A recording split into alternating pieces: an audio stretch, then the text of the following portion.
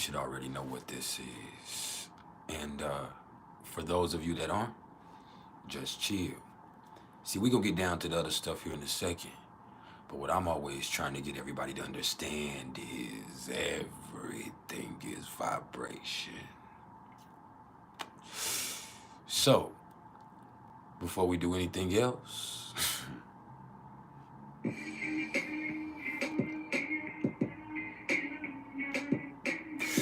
just vibe.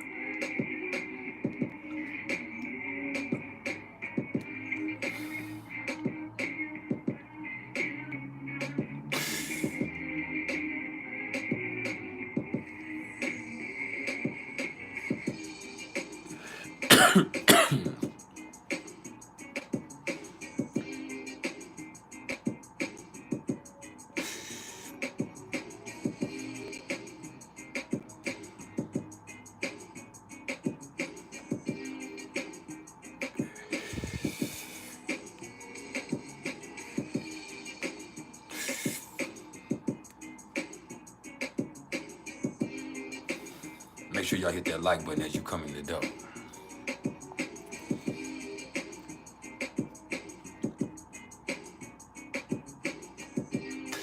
I vision. I see you. Just let the vibe seep in first.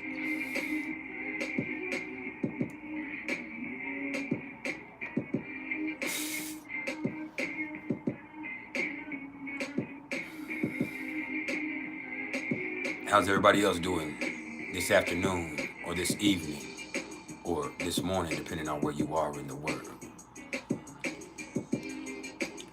It's 1:09 in Narnia. Do you know what your fucking vibe is?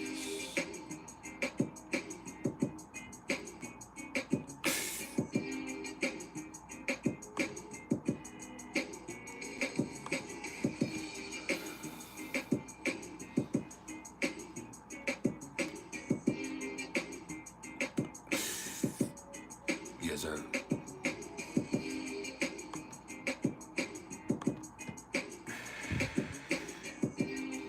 Really needed. The contest isn't over yet.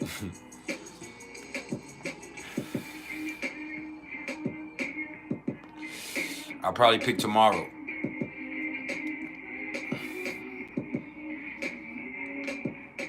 What's up, Jazzy?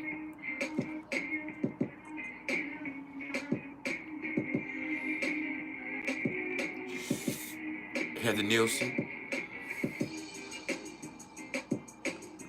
What's cracking to the whole Vibe Tribe and the whole PrIcElEs family?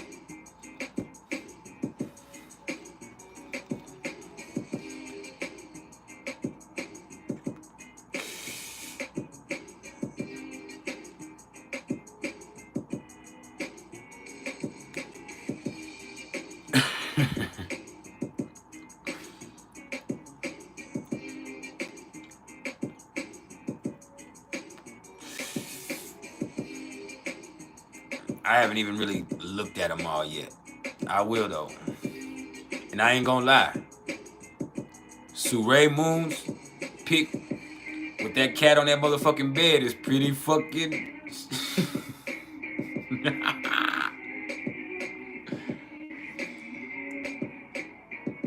That motherfucking cat was frisky than a motherfucker.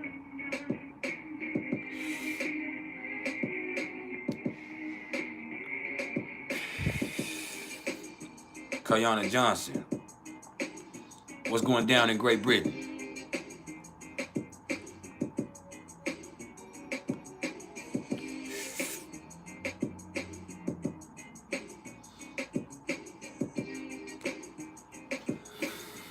Tell your mama I said, hey.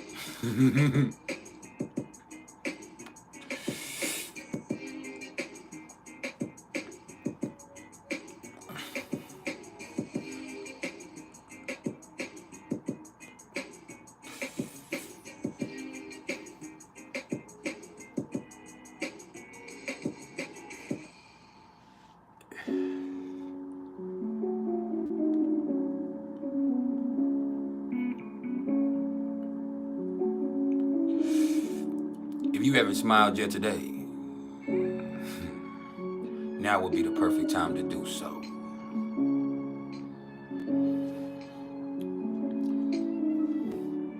Like right now.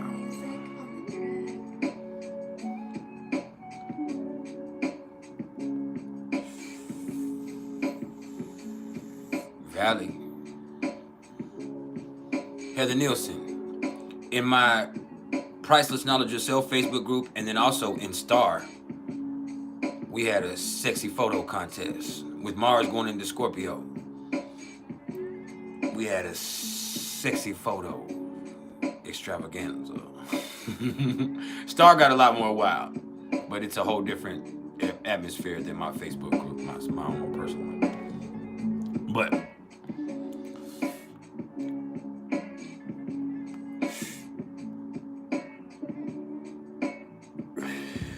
really Nita's damn sure doing her thing in the motherfucking mix.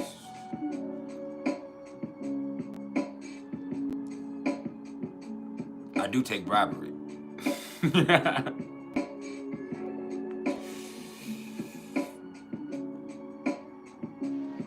I am corrupt.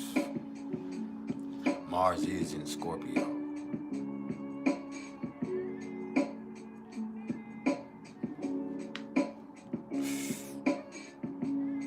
Straight like that.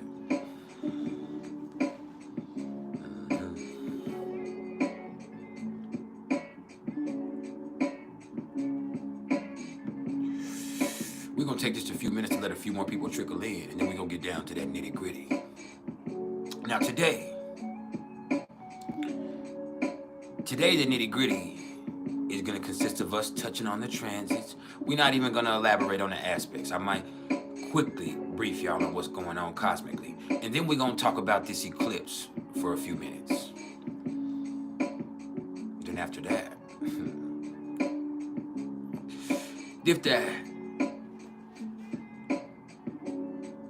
after that, we have to get to the priceless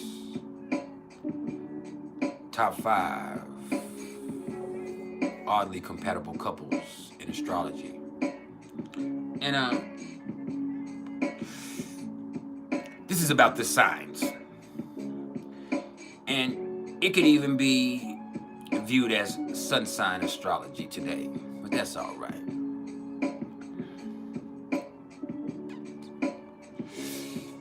Libra likes to keep it superficial.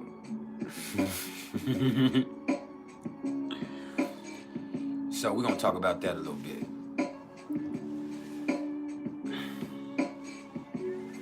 And once again, I must warn you that this is just my professional opinion.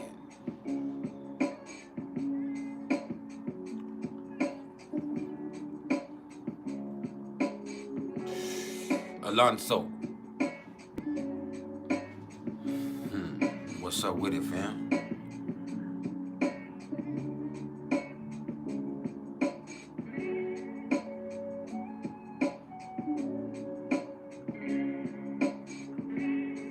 Got my shit. I need like 6 more people to hit the like button for me. And that's just a matter of respect. And in doing so, understand this is not about ego. Oh no. This is about algorithm. It just helps us expand the platform. That way, if you're not trying to hear what I'm trying to say, at least we can get out to the next motherfucker who is. And they are.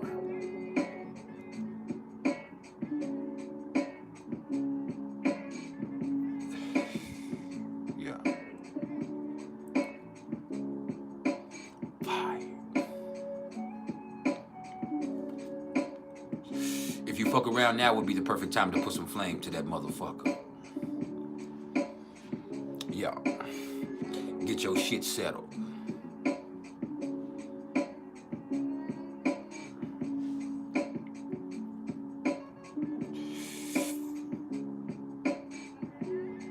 See, we're already in this eclipse energy.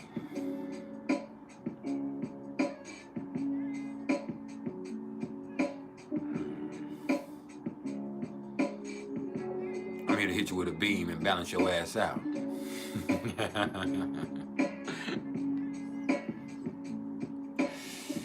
Yeah, straight like that.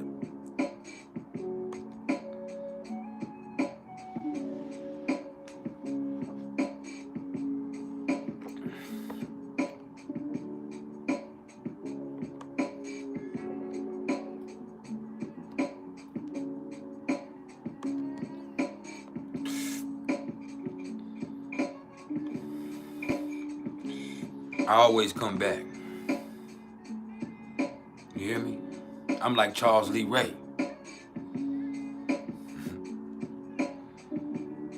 I'm coming back every time.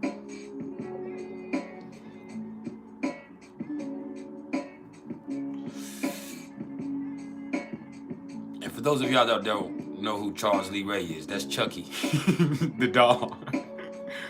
That's his soul.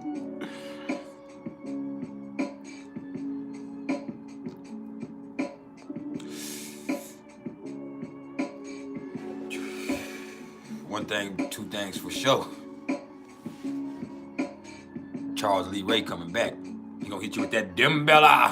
And his ass hitting back, cussing your ass out, smoking, fucking everything.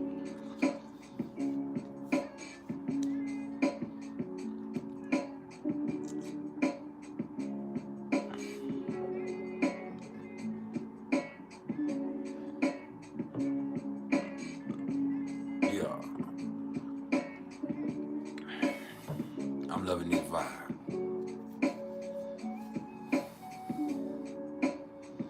It's aesthetically pleasing, but it's still a little spooky.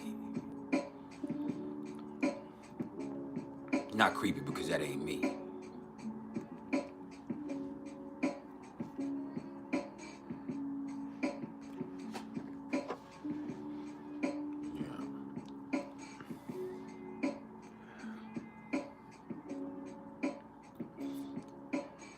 I was working as a bouncer, and this chick called me creepy one time. And that shit hurt my feelings more than anything else anybody's ever said to me. I've been called bitches and hoes and slapped, had my pieces of my teeth knocked all apart. I've had all kinds of shit happen to me when I was working in that fucking bar. But something about her telling me I was creepy really fucked with me. But it's alright. There's the Libra vibe. Yeah. Y'all ready to talk about it? Let this put you on that new moon vibration, that eclipse.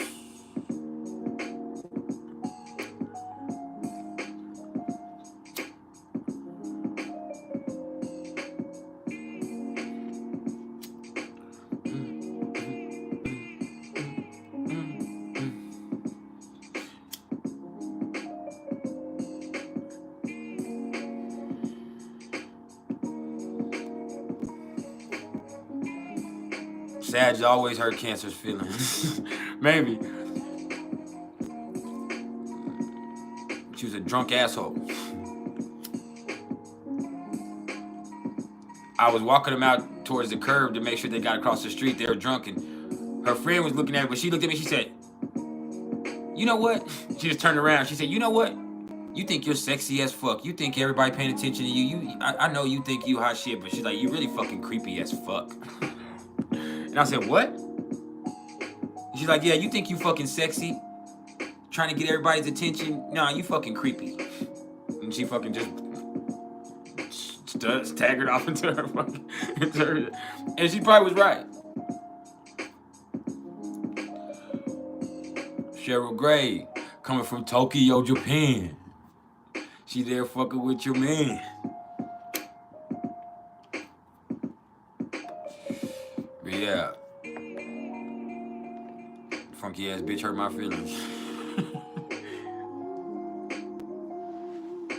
For real.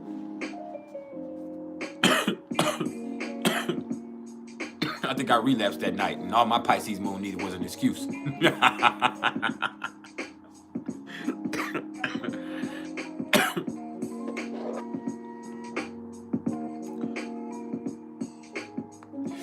Hey, we finna talk about it, y'all. We finna talk about it. You ain't gonna have to wait much longer. Like I said, I'm gonna quickly go through the transits. I'm gonna try to do it quicker than I usually do. But then after that, we'll talk about the eclipse. Alright? I'm gonna wait all the way till I get through all the transits, then we'll talk about the eclipse for maybe 5 minutes. That's all you need.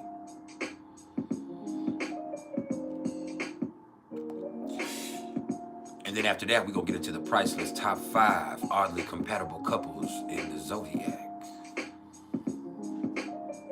And this could be sun sign astrology, like I said, so it's going to be simply superficial, but that's all right. This is for your viewing pleasure.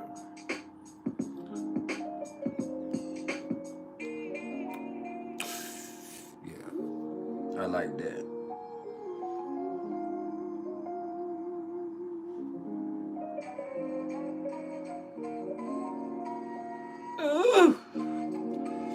What's that, a motherfucking oboe?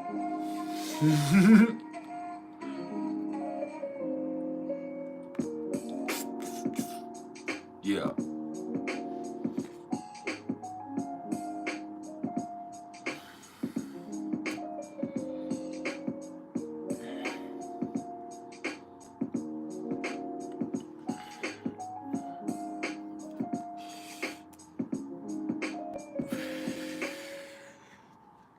Yeah, that's some real shit, man. Hold on, let me get this right real fast. We finna get it all the way cracking, y'all.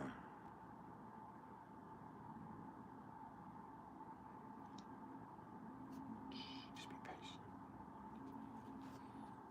Because it's about that time to talk about what's going on cosmically. I need 1 minute to set the tone. I usually have everything all set up, but I've had other stuff to do today. My son had a parade for school today, a homecoming parade for his football team. And there ended up being a freaking active shooter right across the street from their school at the rec center. So everybody was out there at a parade, and then next thing you know, police were everywhere. Freaking, the parade ended up getting canceled. The schools ended up getting locked down. So people were just standing all around the blocks with, just a overwhelming police presence. And I mean, I'm so glad that the children are safe. And so after that, it's just coming home and then trying to get this prepared to bring it to y'all. So excuse me.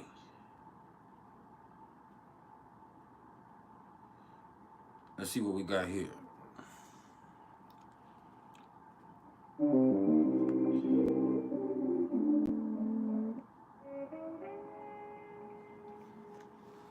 Now let's talk about what's going on cosmically. All right. And it's gonna be a quick briefing. Or is that like a oxymoron, quick briefing? I don't know. Anyway.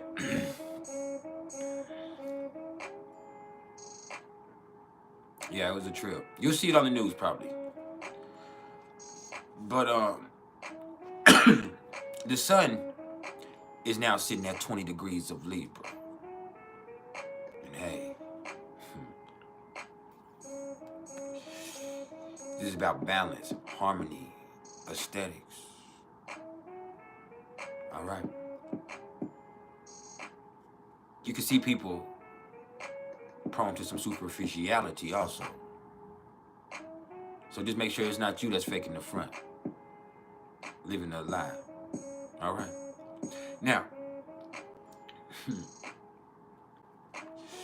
the moon is also sitting at 9 degrees of Libra now. And we are in that new moon energy, but we're not at the eclipse point. So we'll talk more about the eclipse point in a little bit. But with the moon in Libra here,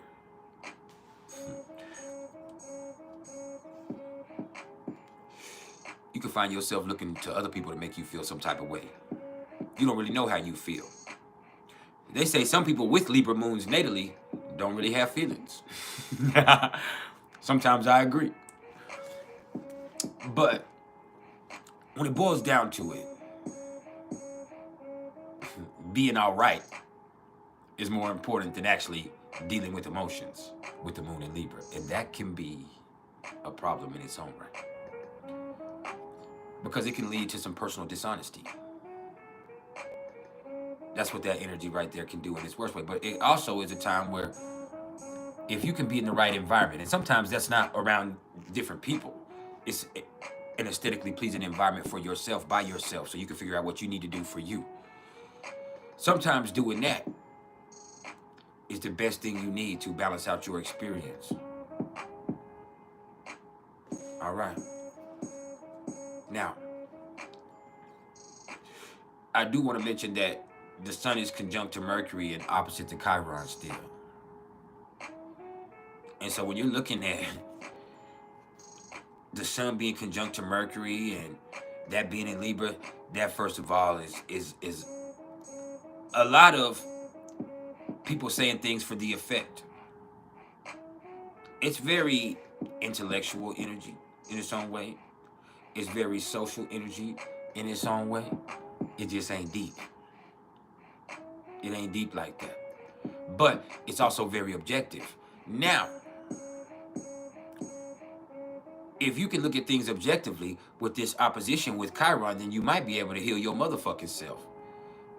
See, sometimes you can see that, oh shit, I was the problem in the equation. Oh shit, I allowed that to happen. Oh shit, this is my fault. Oh shit, I can change it from this point forward, but you gotta do it. You got to do it.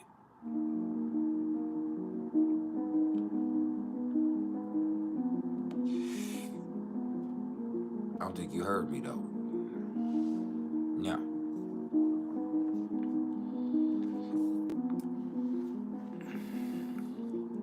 we'll talk more about what this eclipse could mean in a few minutes. Now, let's talk about Mercury, because Mercury is at 15 degrees of Libra, and I like that because it's on my ascendant. So that means I'm communicating who I am very well. Now, with Mercury in Libra, as I've been telling y'all, you can see people more focused on saying things the right way than what they're saying or the effect that it actually has. Or you can see people saying things for the effect and not really understanding what the fuck they're talking about. It's a relay. Like that.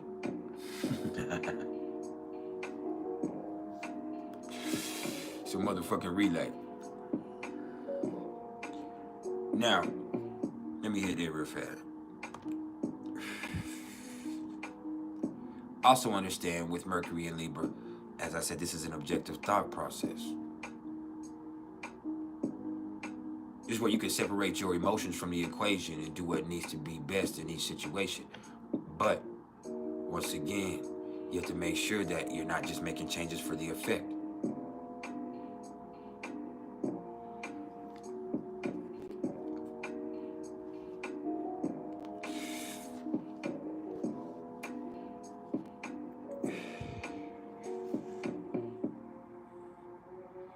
I'm sorry to hear that, Watkins Cat House. Now, I'm not going to lie to you.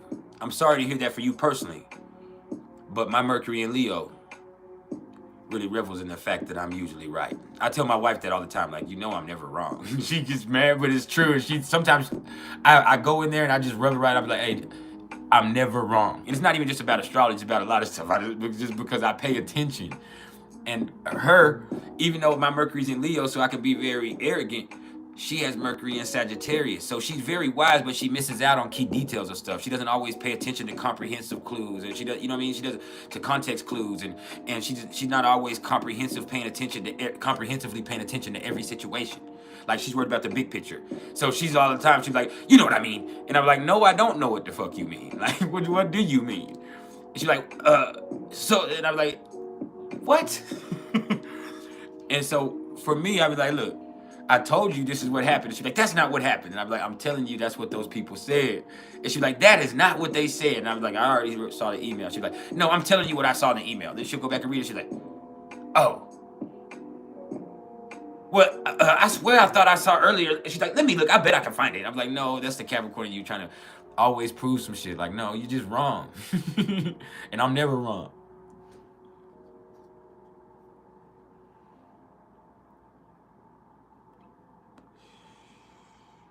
But yeah.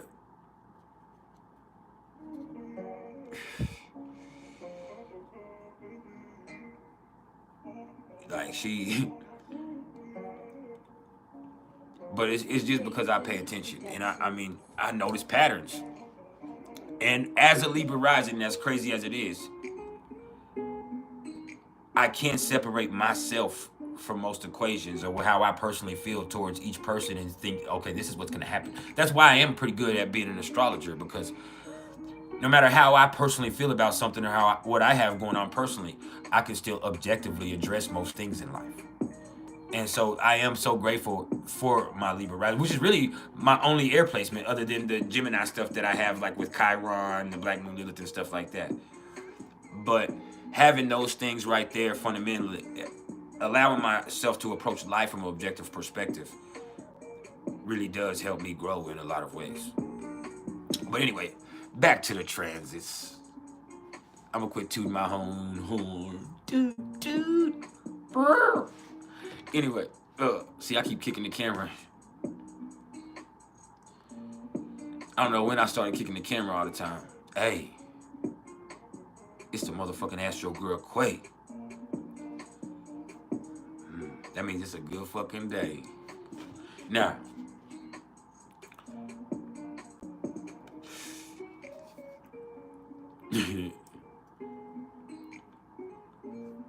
let's talk about Venus now.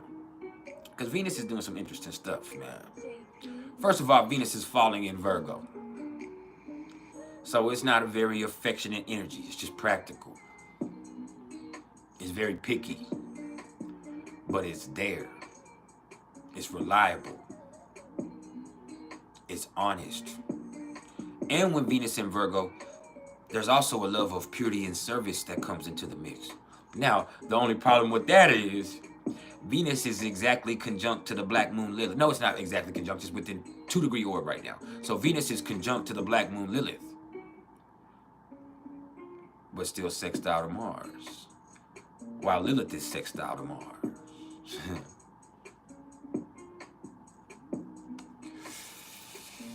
And so Scorpio comes into the mix. Obsession, hyperfocus, overanalyzation, mistrust. Those things right there can definitely breed some issues. But there's also this thing, this sexy thing that comes into play here, where I'm gonna let you think what you want, but we know how naughty it gets for real. I'm gonna let you think what you want. I'm gonna let everybody think what they want, but for real, me and you,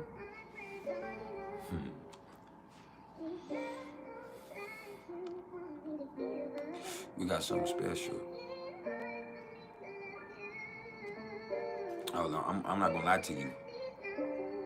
Virgo and Scorpio have something special. That sextile is something special. Yeah. It's dangerous too though, because it's obsessive and compulsive. Yeah.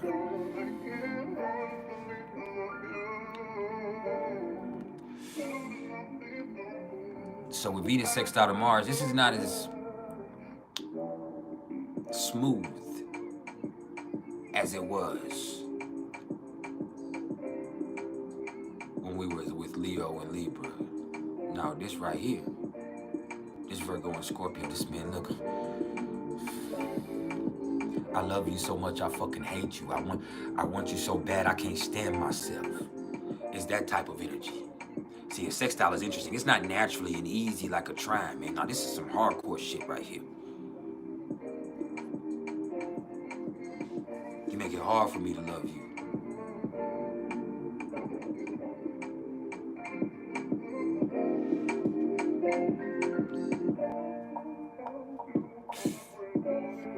Yeah.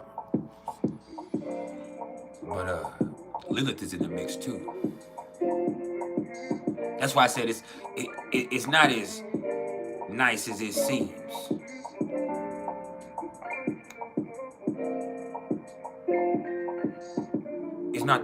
It's not that cool as it comes usually. No. This is serious shit. I want you and only you. I don't want nothing else. But I fucking hate that. Because you ain't no good for me. You're not healthy for me. This ain't healthy for us. Happy birthday, Ashan Abbas.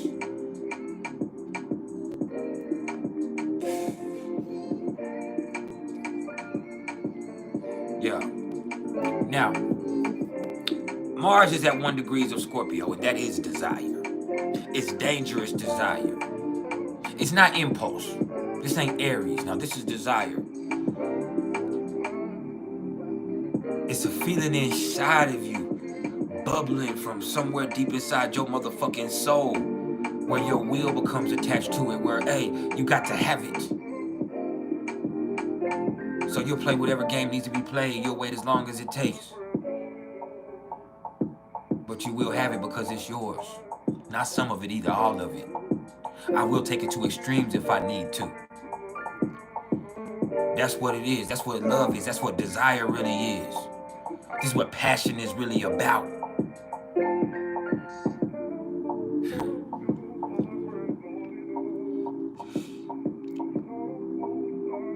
But also understand, with Mars in Scorpio, people are going to be ruthless. Motherfuckers ain't playing. Not about their love, not about their emotions, not about their possessions. People not playing. People not showing any mercy. They not trying to beat you. They trying to kill you. They trying to destroy you. Understand that.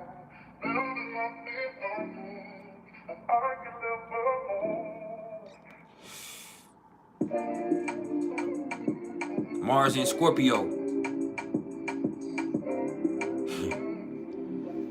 It's sexy. It's passionate. It's intense. But it's also dangerous and devious. You don't know who wants what you have. You don't know who wants you. You don't know who wants you off the motherfucking map. You don't know none of that shit. So you better be careful. Fuck you mean. Yeah.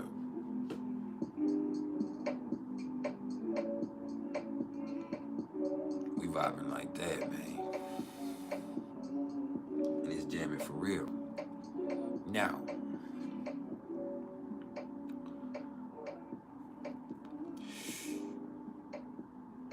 that right there.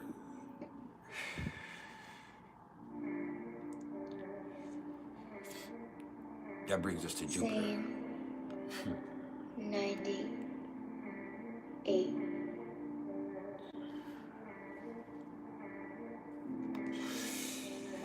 And Jupiter is sitting retrograde at 13 degrees of Taurus. So let me tell you about this.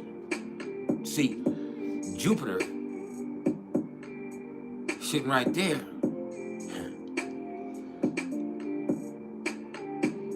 It's like motherfuckers can feel too wealthy. Motherfuckers can hold on too long. Motherfuckers can savor the moment so much that now they fuck themselves up. You can overindulge, overcompensate, and then you could end up overpaying the price for the mistakes you made. Let me tell you about Jupiter being retrograde in Taurus. Let's think about this. Let's put this into perspective real fast. I'm gonna do it quickly. This is about overstaying your welcome. You understand that? This is an embarrassment of riches. Now you expect. When you expect, guess what? You better expect to be disappointed.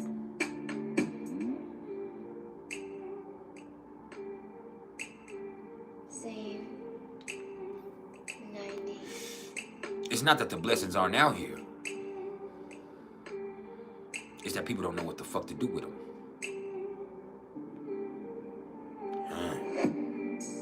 I need like 5 more of y'all to hit that like button for me. We just getting started. Now, Saturn is sitting at 0 degrees of Pisces, retrograde until November 4th, but it's stationed here now. That means it's not gonna do any more movement, really. It's gonna be here for a month and a half, 2 months almost, really, 6 weeks at least. That's what Saturn does. Here, it might move slightly, but it's gonna stay here, then it's gonna go direct, so it's just gonna sit here focused on the purest energy of Pisces. That's why your dreams, they can start to fuck with you right now. This is why reality is even worse. It's why the things that you usually use to escape aren't there. They're not available to you, whether it be entertainment or substances. People want to try to deal with things in unhealthy ways. See, fear is out here for real, especially now that we're going into global conflicts, it seems like, as far as wars and things like that. It's like when you go on TikTok, you're scrolling, all you see is shit that's scaring the shit out of you.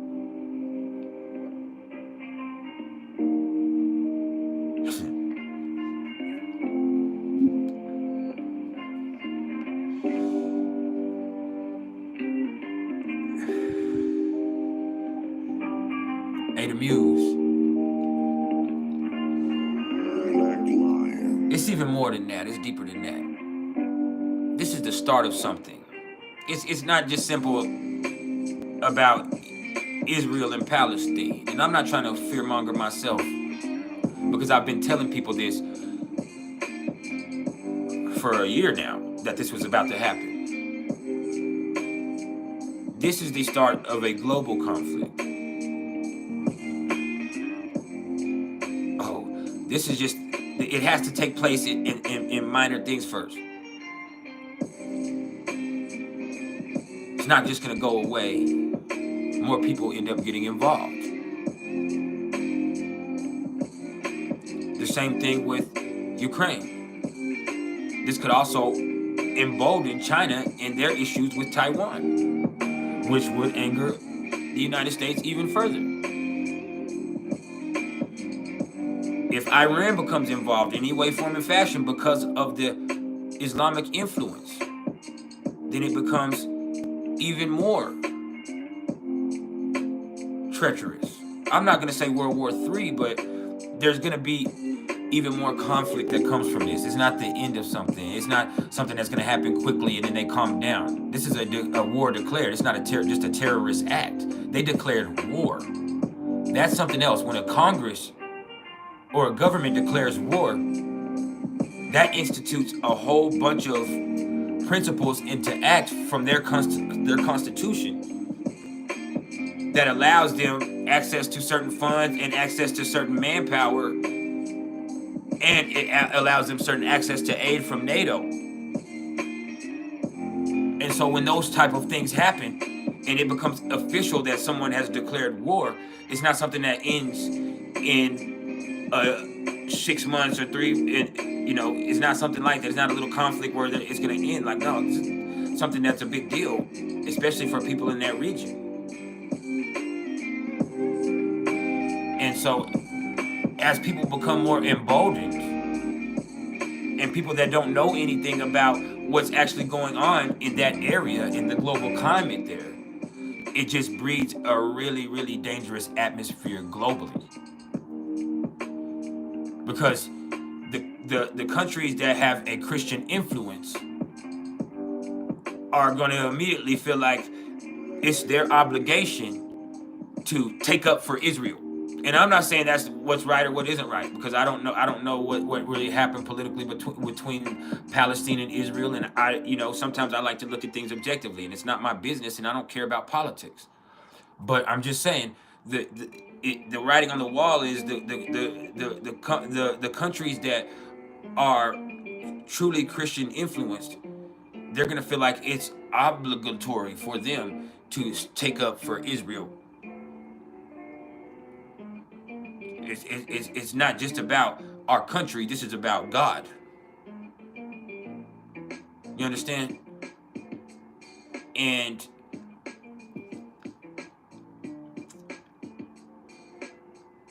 the problem is, back when America could do certain things with those smaller countries, especially those Islamic countries, back when they could just do what they wanted to do, and no one really did anything, it probably was been cool. But this is a different day and age, and there are certain countries like China, like North Korea, like Russia, who are looking for something to embolden them and incinerate what's going on. This conflict that Russia has going on, Putin, no matter how you feel about him personally, he is looking for an opportunity to fire some type of nuclear weapon or use some type of weapon that is devastating, because this has dragged on for too long and he's not able to show his dominance the way that he feels like he should. And understand, that's the end game there. No matter what you think, that's the end game with Russia and Ukraine.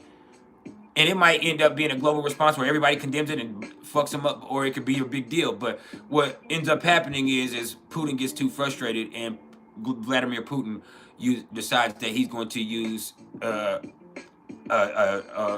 missile or some type of biological weapon, either a nuclear weapon or a biological weapon, to let it be known that, hey, you don't play with Russia, because they've been playing too long. That's ultimately what ends up happening. Now, as far as everything else, you just have to look at the atmosphere we're breathing. And as far as astrology goes, Saturn and Neptune are going to shift into Aries. Pluto is going to shift into Aquarius. Uranus is going to shift into Gemini. And this is all breeding a really different atmosphere than the one we're currently in. We are in a very feminine atmosphere generationally. Even though it seems aggressive in its own way, it's very feminine by nature. We are shifting from Taurus, Pisces, Capricorn, signs that come of a feminine nature, and shifting into Gemini, Aries, and Aquarius. Radical. Radical. Radical. You have to look, you just have to look at things from that perspective. And so the atmosphere is just breeding something that means this is the start of something. It's not the end of anything. All right? Now, back to the transits.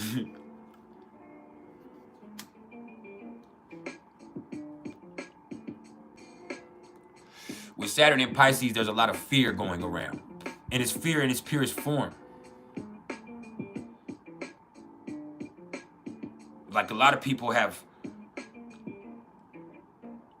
like, so much going on in their lives, and then this stuff is starting to happen. And then there's other people who have personal stuff that they're trying to ignore or deal, and then life is still happening.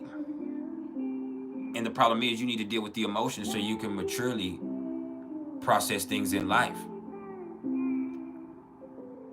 Because this is just a part of the cycle of the human experience that you signed up for.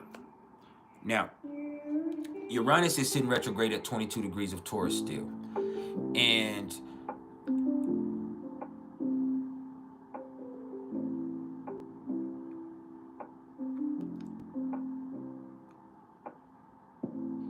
hey, the Muse, I love you, but let's be careful with that.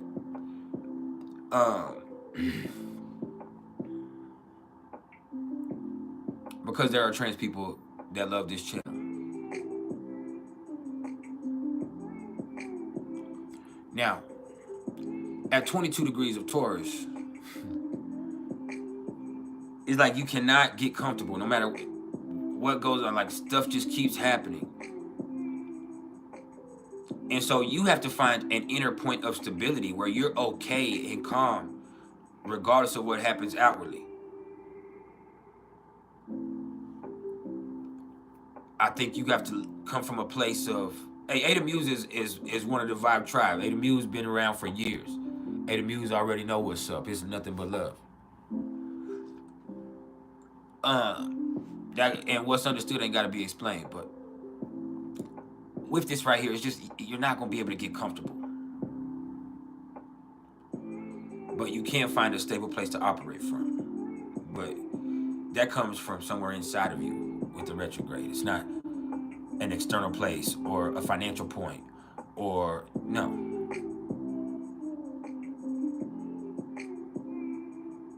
You have to calm yourself down, be patient, and deal with things as they come. You might actually find a unique opportunity instead of having all this crazy shit that happens to you that feels like it's devastating to you. Calm the fuck down. Now, that brings us to Neptune. And it's funny, with Neptune retrograde at 25 degrees of Pisces, like, you always get some different shit that comes into the mix that usually would throw you off. But right now, you're too sane. You're too real for that. For instance, all of a sudden they got a video of Bigfoot. Right? And now, just like the lady on the plane, it's like, that's a person. That ain't no fucking big man. You can tell, like, that's a person. How can you tell? How do you know? But here's a better question for Neptune and Pisces. What does it fucking matter? It don't. It don't. You're always gonna get different perspectives. You're gonna get different ways of seeing things. You're gonna get different points of view.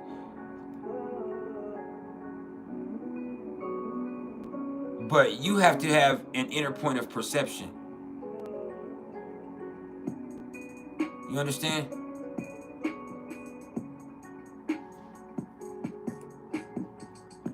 Your perspective is always going to change as new information comes in, but you have to have an inner point of perception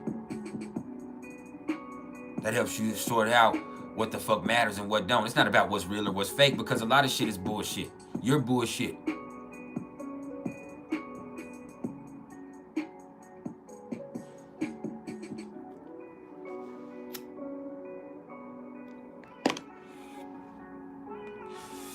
Now,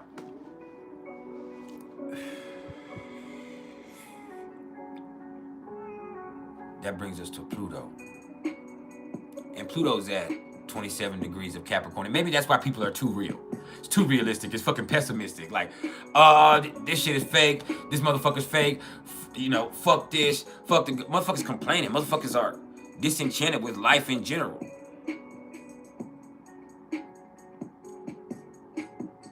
But that has to do with you personally and how you gonna better yourself from that point. What the fuck you gonna do? For me, this is in my fourth house. So it's about maturity. Maturing.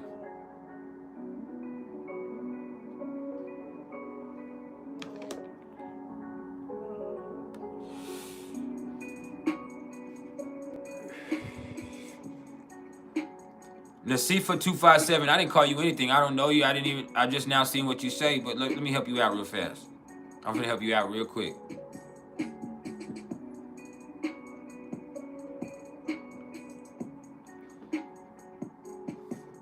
Arrivederci.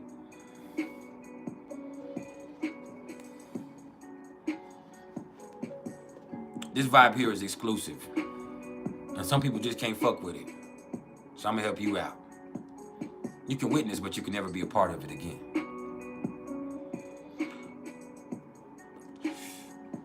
Now,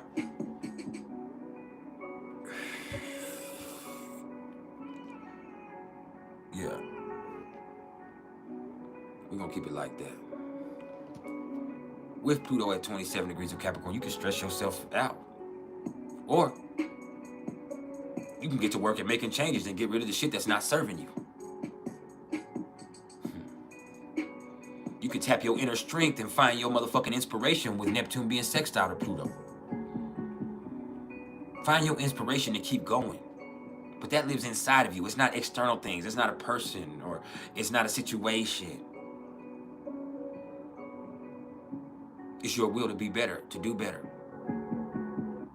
It's not even about competing with anybody else. It's your personal best.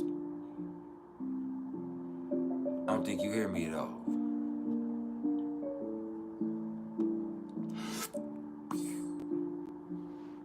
Now,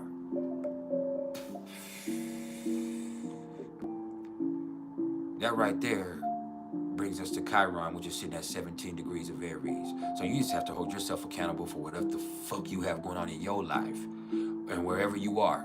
Even if you're in a good place, that's a good thing too. I want you to understand, Chiron being about healing is not always about doom and gloom. Sometimes patting yourself on the back, being proud of yourself is a part of your own growth. Like, that's the thing. Like, man, I'm doing this. I'm a fucking warrior. Remember that. This is Aries. So you have to hold yourself accountable for wherever the fuck you are in your life, even for what you allow. If a motherfucker doing you dirty, do something about it. Stand up for yourself or move the fuck around. If somebody getting over on you, hey, guess what? You can pick any point to assert yourself. And if they can't handle you to asserting yourself and it has to be a conflict, that's okay.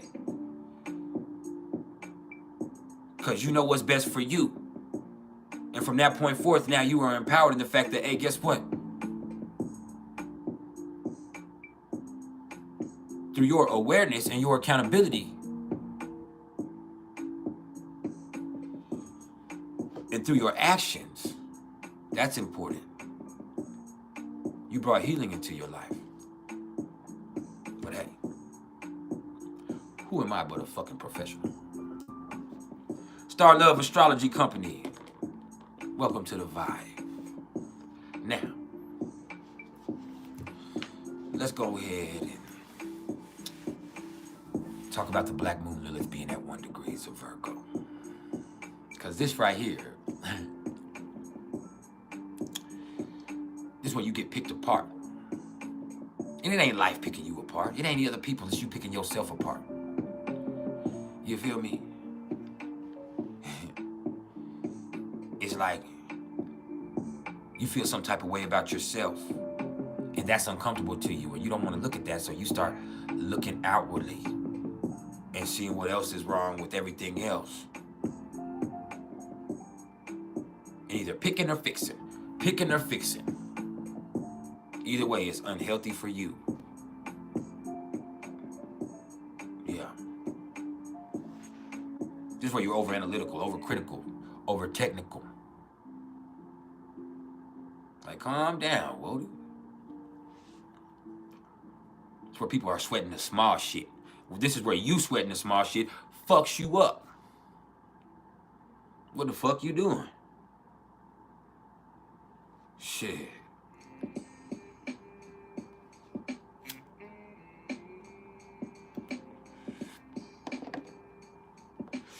I don't think you heard me though.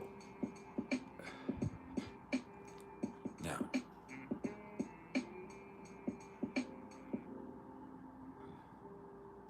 that's the vibe right there. The nodes are sitting at 24 degrees of Aries and Libra. And once again, this is about being straight up and living your life as an assertive and action-oriented individual. This is about using your objective mind to make the right decision and doing what's best for you, regardless of what anybody else thinks about it.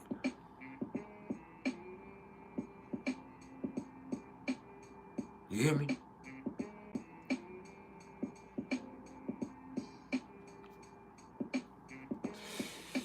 With that South Node in Libra, you're going to see people being more codependent than ever. You're going to see people saying a lot but not talking about nothing. Don't be one of those people. Don't do that.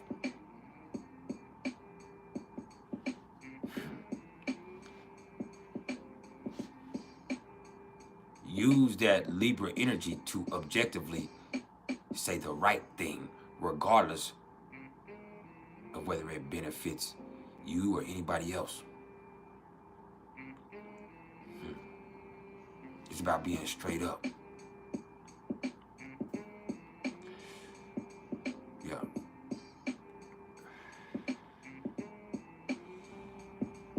Now, Scorpio is always okay. Now, let's take just a few minutes to address this eclipse. Because I know a lot of people tuned in for that, but I'm going to tell you, this is going to be brief. All right? So, first of all, understand what this is a new moon in Libra on steroids. It's going to take the usual new moon energy, which would last 2.5 days before and after the new moon, and it takes it and stretches it for like 2 weeks. All right. And so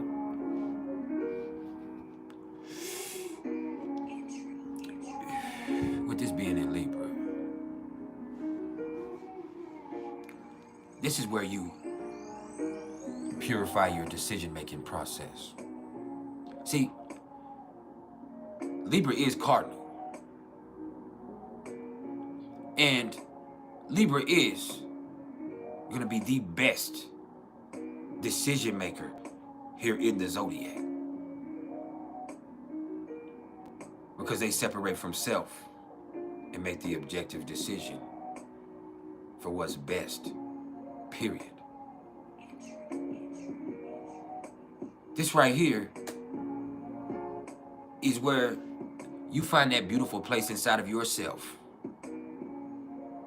That way you don't have to seek verification or validation from another human being. That way your relationships are a lot more honest. Stop trying to please everybody. Then your interactions will be a lot more simple. See, this eclipse right here occurring at 21 degrees of Libra, which will occur here in the United States. On the East Coast, it'll start off at like 11 in the morning. Central Standard Time, like 10 something in the morning. Mountain Time, about 9 something in the morning. And it'll start off about 8 something in the morning on the West Coast. So the UK, y'all are about 6 or 7 hours ahead of us. And so that means it'll be occurring in the middle of the night. Now, it's not going to be so visible over there in that hemisphere. It's going to be a lot more visible over here in the Americas. It's where the focal point of that eclipse is going to be this time. And let's not forget Libra is about justice. Now, justice doesn't have to do with the laws of the land. Justice is about what's right. Not what you want, what's right.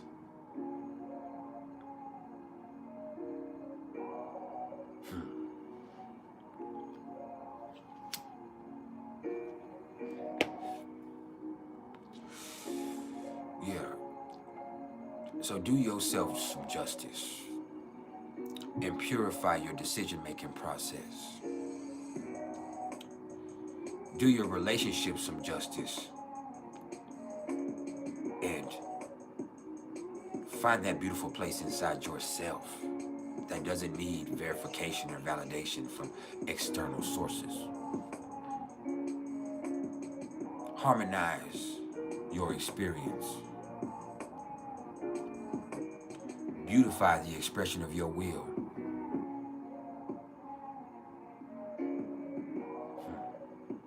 This is an alignment between the ego and the emotions. Hey, guess what? We got another troll. Hold up. Let me help him. Now,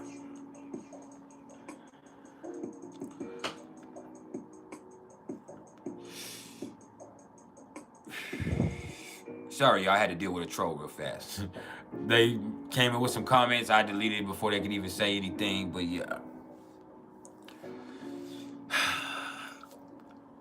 With this right here, you also, through finding that beautiful place inside of yourself with this eclipse,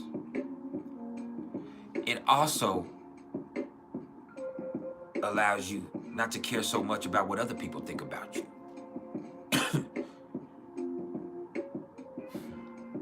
You know who you are. You know what you are. You're beautiful. You're in harmony with yourself. Yourself is in harmony with the environment. Yeah.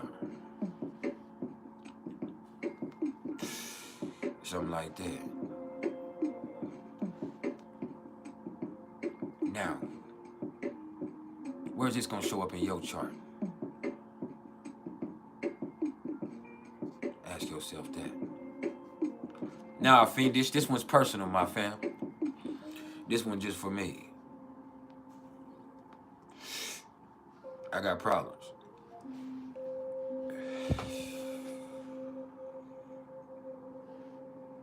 Just vibe.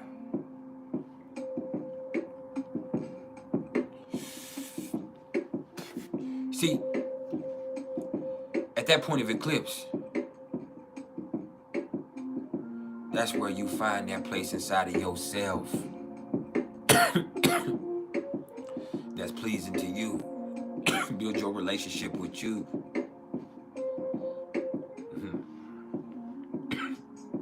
You might realize you deserve better. You might realize you've been selling yourself short.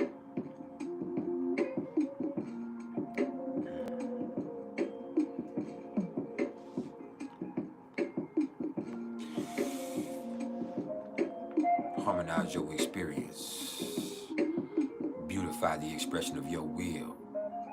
And that requires no external validation. Use this new moon, this eclipse, to purify your decision-making process. Do yourself some motherfucking justice.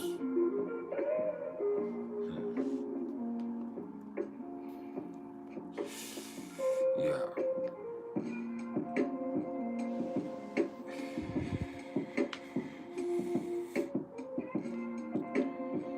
Be a pleasing person.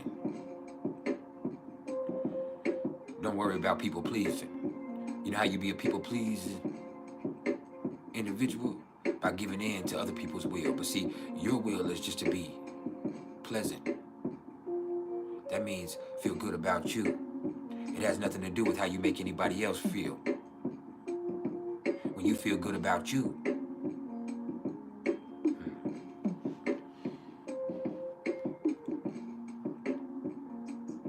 it makes your expression more confident. It makes your relationships more simple. It makes your interactions more honest. I'm on this. Yeah.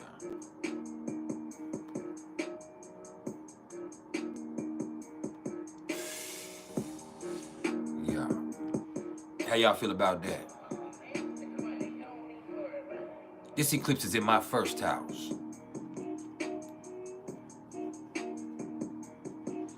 Yeah.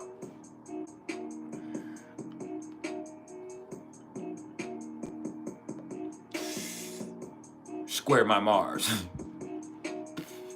It's conjunct my lady's moon, which is very interesting. Yeah.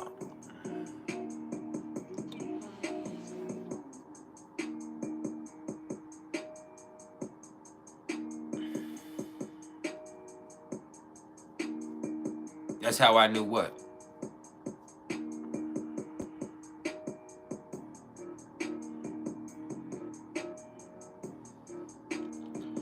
So, we're gonna take a brief break.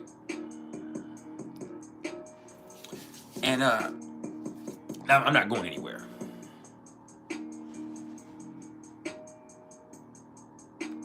We're gonna take a brief break.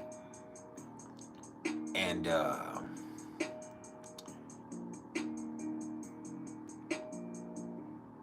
then we're gonna get into the priceless top 5 oddly compatible couples in the zodiac.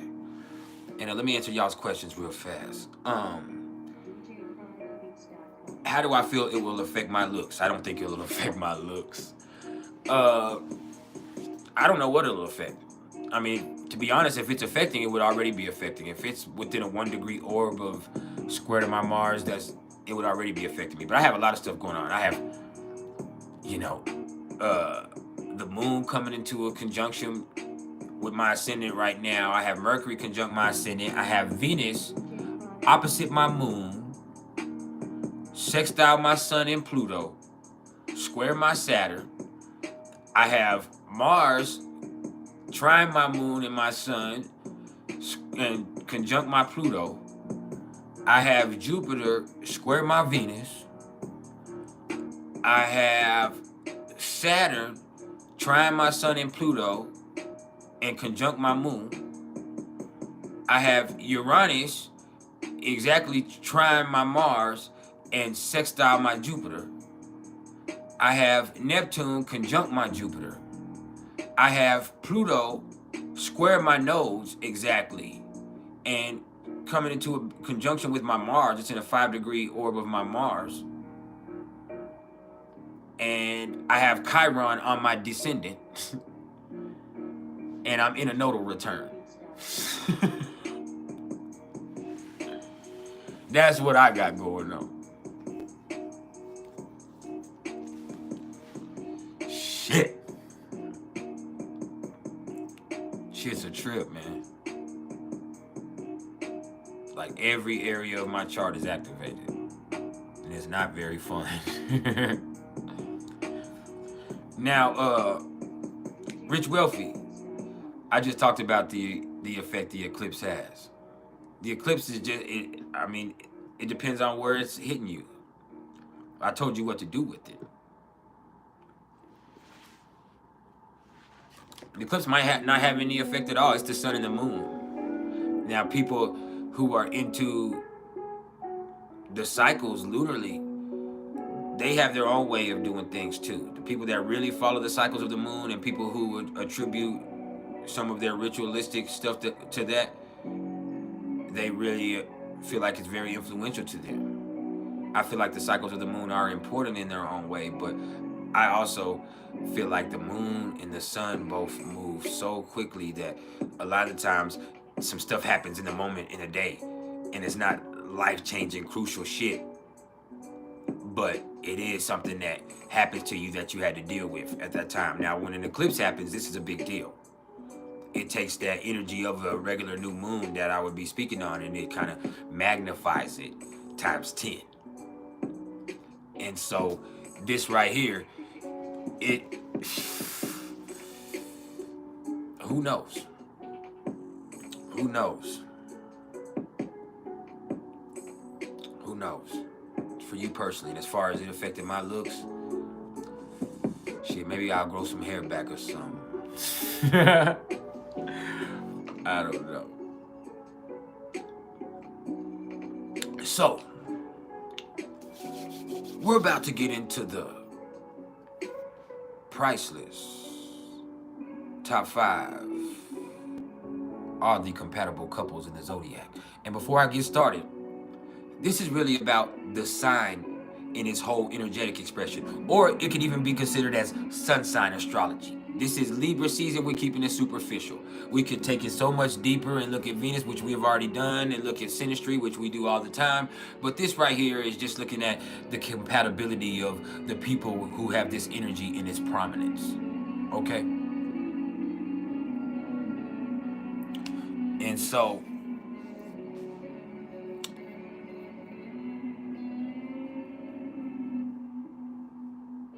I think we should go there.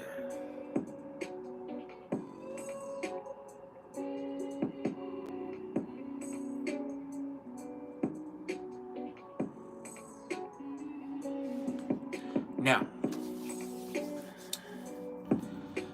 Villanita, you say Virgo and Sag. That's actually when I left off. I doubt it. That did not make the list.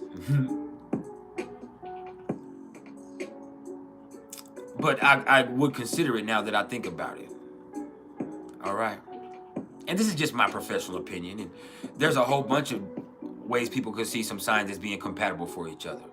Virgo and Sag can be compatible now that you speak on it, because Virgo and Sag, it's like the details and the big picture get taken care of. But the way that Sagittarius is could annoy Virgo very bad. And Sagittarius could end up being way too much for Virgo.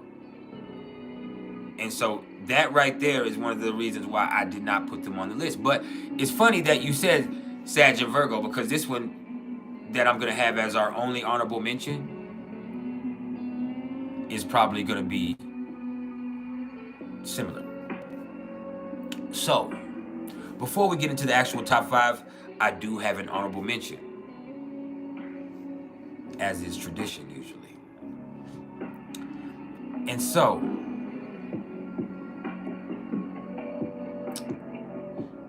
the honorable mention on our list in the PrIcElEs top 5 oddly compatible couples in the zodiac: Sagittarius and Capricorn. Why? Well, because they speak their mind to each other. Sagittarius is blunt, and Capricorn has this thing where they have to say how they feel. And if they don't feel real. So that's why they don't even fuck with a lot of people. So there is a certain honesty between them. Now that can cause problems also. They can have some really knock down and drag out interactions between them. But Capricorn does respect Sagittarius's openness, Sagittarius's bluntness. I can't say honesty because what Sagittarius does, well, it is honest, but it doesn't mean it's true. That's the thing.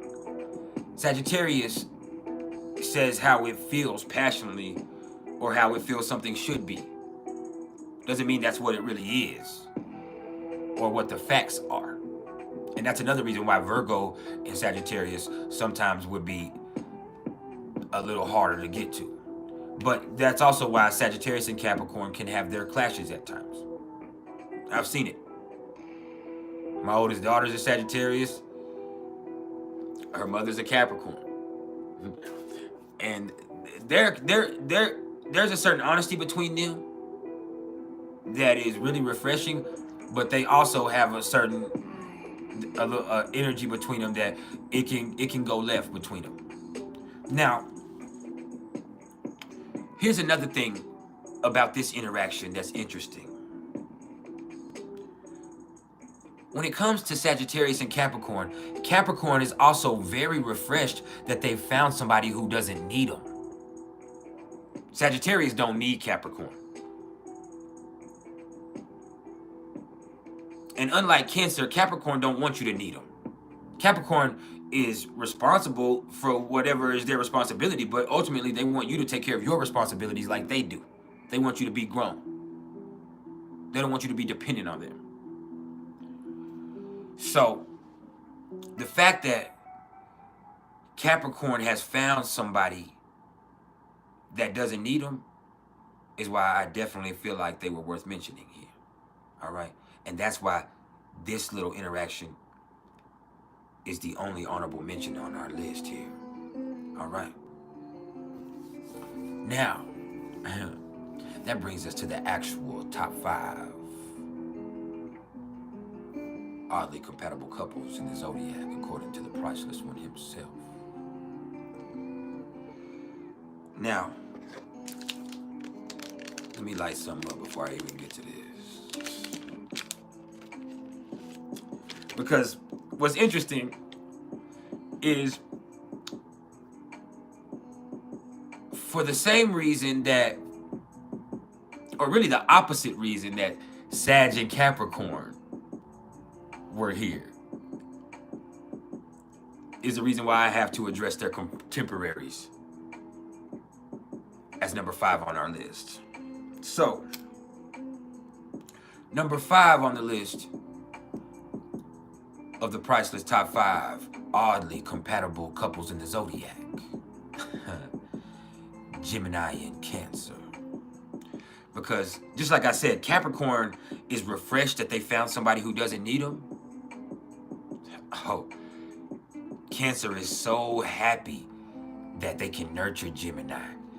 And Gemini is so happy that they found a sucker that's going to take care of their ass and give them what they want without a whole bunch of effort.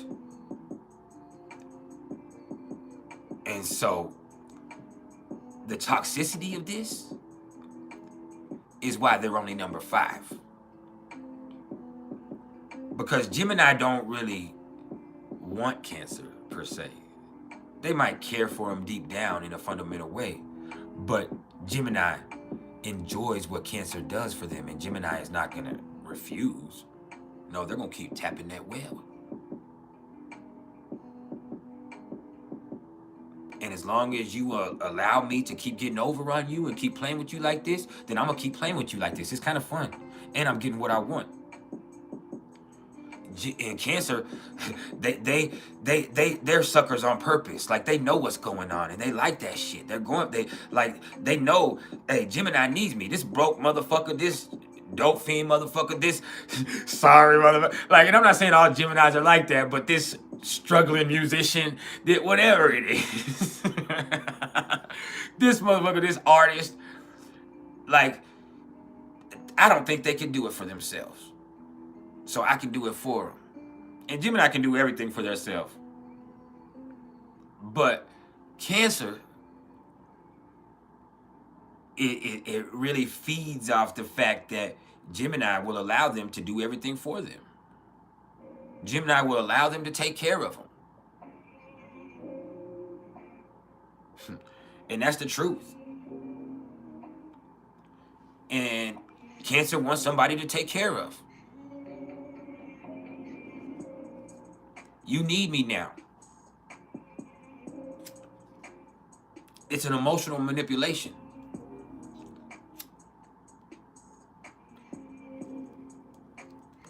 Because it's a toxic situation. Because Gemini be playing around. Damn, I just burnt the goddamn... Gemini be playing around, but Cancer ain't playing.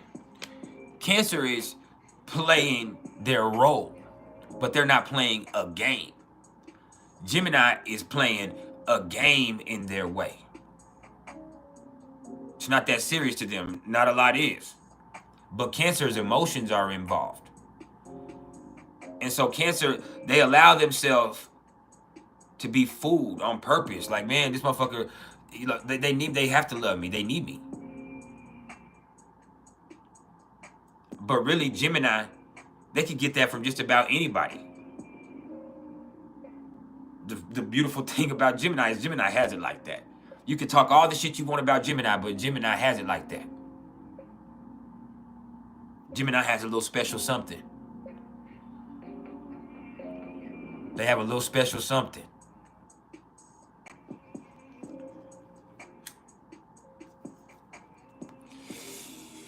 And so, Cancer wants to cook with it. So Cancer wanted to nurture Gemini, and Gemini finding the sucker that they needed to take care of their funky ass. And I just be talking shit, but for real.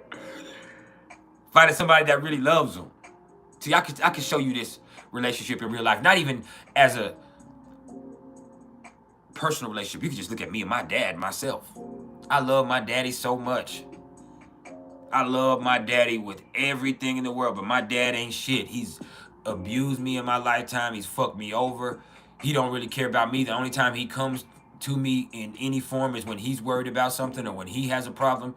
He never calls and just says, hey, I'm calling to check on you, son. He never has. But if he's in the hospital, he'll call me like, hey, man, I'm in the hospital, daddy. Talk to your daddy. And I'm like, all right, man, what's up? I love you. What do you need, Daddy? I'm scared. You think you can make it down here? And I love him, but it's like, I love him because of his character. I love him because of who he is, not his love for me.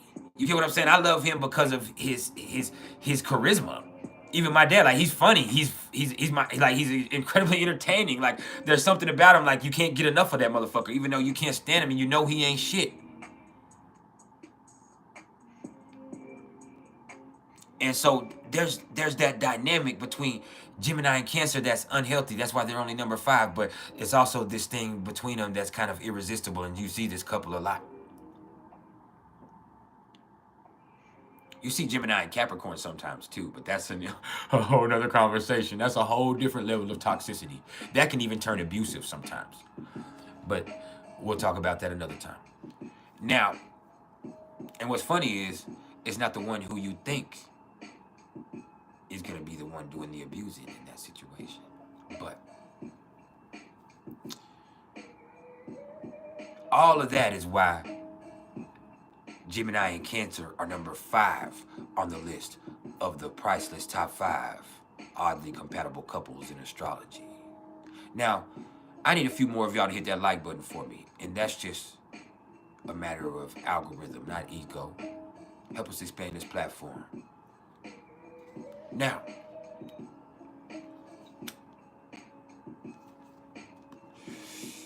let's get to number 4 on the list of the priceless top 5 oddly compatible couples in astrology. This is where it gets nasty. This is Aries and Scorpio. You think that last shit was toxic? No, this shit is deadly. This is sexy, this is passionate, this is dangerous, this is where sparks fly, this is where blood lets. This is where a motherfucker will fuck you to death. This is where Scorpio be like, man, you so fucking sexy, I hate you. You so fucking, and that's how they feel about it. Like, oh, you so fucking raw and real and honest, because, hey, here's the trick. Scorpio can trust Aries because Aries is straight up. That don't mean they like the way that Aries is. As a matter of fact, they fucking hate it, but it turns them on. They know how Aries moves. They know how, everybody knows how Aries moves because Aries moves out in the open.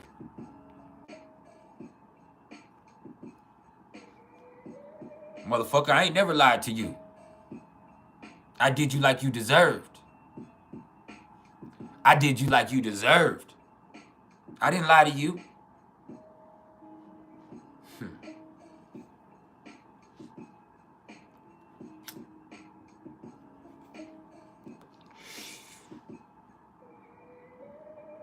And Scorpio has that shit that Aries, that's the one sign that Aries gonna keep coming back to. They can dismiss other stuff. They like to chase Gemini, and Aries likes to taste Cancer, and they like to play with Pisces. But let me tell you, Scorpio has that comeback. Because whether you love it or hate it, Scorpio snatches souls. They do shit that nobody else does. They do shit that nobody else is willing to do. They take it there. And Aries, I'm supposed to be scared? I'm supposed to be scared? Motherfucker, I am dangerous.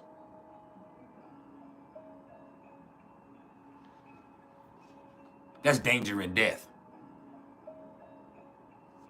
Two interesting bedmates.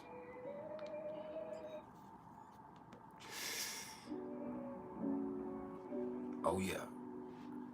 That shit right there is spicy. That's passion personified, but it's also too much. Somebody could end up getting hurt. And probably will. And when I say hurt, I'm not talking about their emotions.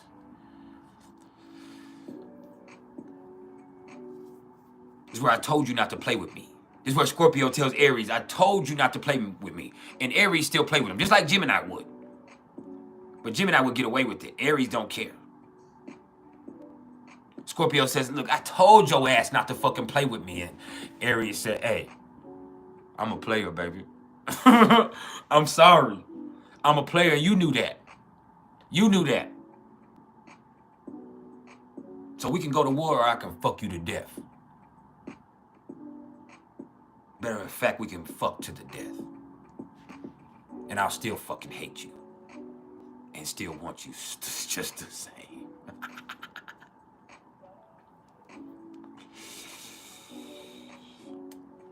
See, Scorpio has to hate you a little bit to love you for real. And Aries just needs you to love them. And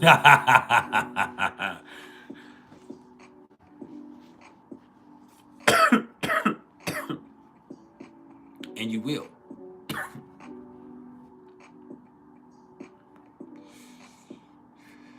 Because I don't want you to ever think that Aries don't have something to it. Aries is ultimate awareness. I guarantee 9 out of 10 of us have been, and it's not just because I'm a Libra rising, but 9 out of 10 of us here have been attracted to an Aries at some point in our life. Even one that wasn't the most physically attractive person. It's like something about a fucking Aries, like that motherfucker.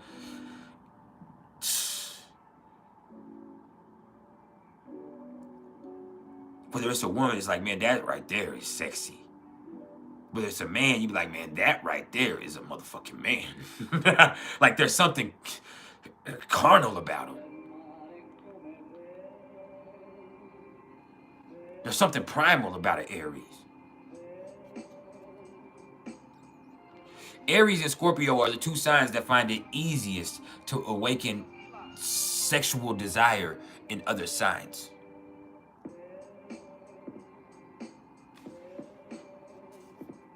Oh, Virgo's got virtue now. Scorpio or Aries will fuck their world up. Aries is 8th from Virgo. Aries is their weakness.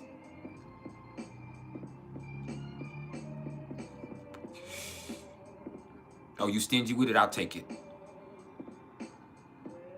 You stingy with it? I'll fucking take it.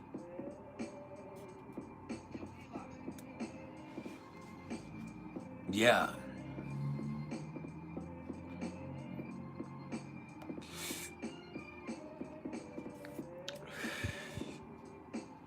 Yeah. Aries will take whatever you give them, too. That's the truth.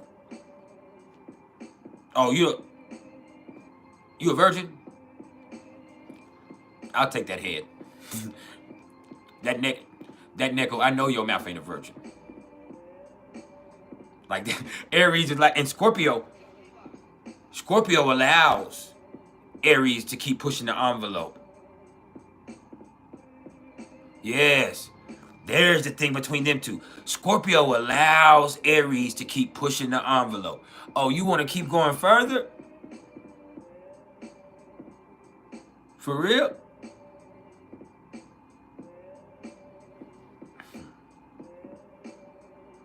Let me tell you something. Scorpios can be that type that might be into some blood magic, if you know what I mean. And for those of you that don't know, I'm talking about menstrual sex, right? And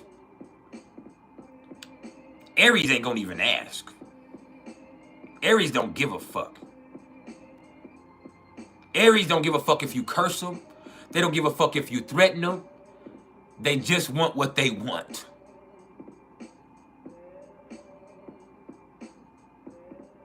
And Scorpio kept wanting you. But you kept wanting it.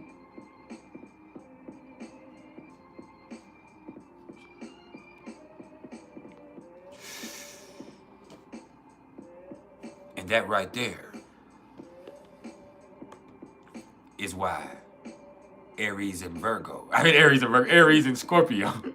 That right there is why Aries and Scorpio are number 4 on the list of the PrIcElEs top 5 oddly compatible couples in the zodiac. Now, we get to number 3, which is interesting because if Aries and Scorpio was a connection of a Martian nature, this one is a little more refined. So number 3 on the list of the PrIcElEs top 5 oddly compatible couples in the zodiac.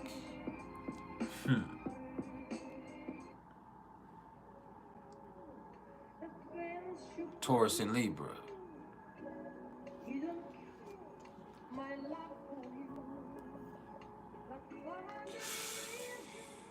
See why? because this right here is a touch of class. This is something that, if not their love for each other, their love for the relationship can make it last. See, Taurus and Libra, they know how to put their personal problems aside. Taurus might not, but Taurus ain't gonna trip about it. They don't trip about a lot as long as they're fed and fucked and the bills are taken care of and ain't no mess around. And Libra can do that. Libra can do that. Libra can decorate it real nice. Oh yeah. They can get along in a fundamental way. And even more than that, Taurus and Libra can really prosper together. And that's why they made number 3. Oh. When it comes to social or financial success, they can see excess.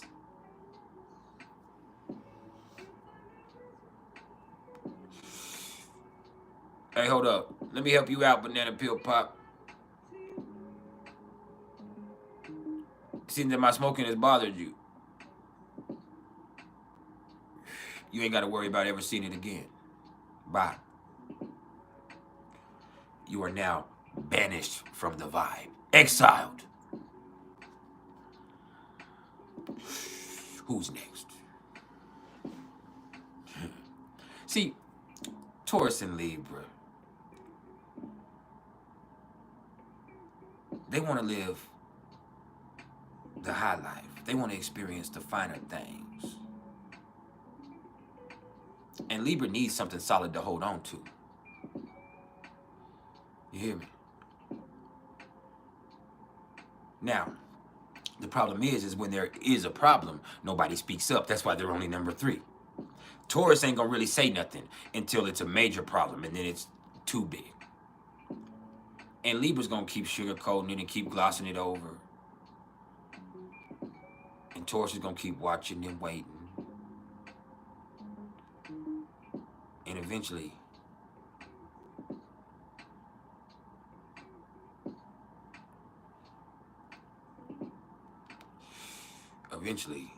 that comes into a whole nother motherfucking mentality with that. And so they can have a beautiful relationship. But they can also be in a relationship where they don't really know each other. Libra can understand somebody without really knowing them. They can understand everybody without knowing them. That's one of their gifts. And Taurus ain't gonna tell you much. Understand that. Now, what they can do is come out and be flyer than everybody else. I'm talking about even more flyer than Leo in Libra. Because Leo wants to show off. Leo might have some really bold shit on, or might have some shit on that's trying to get attention. Taurus steps out classy. Taurus and Libra step out and they make everybody else want to go back in the house. Yeah. This is the type of couple that can hit the red carpet.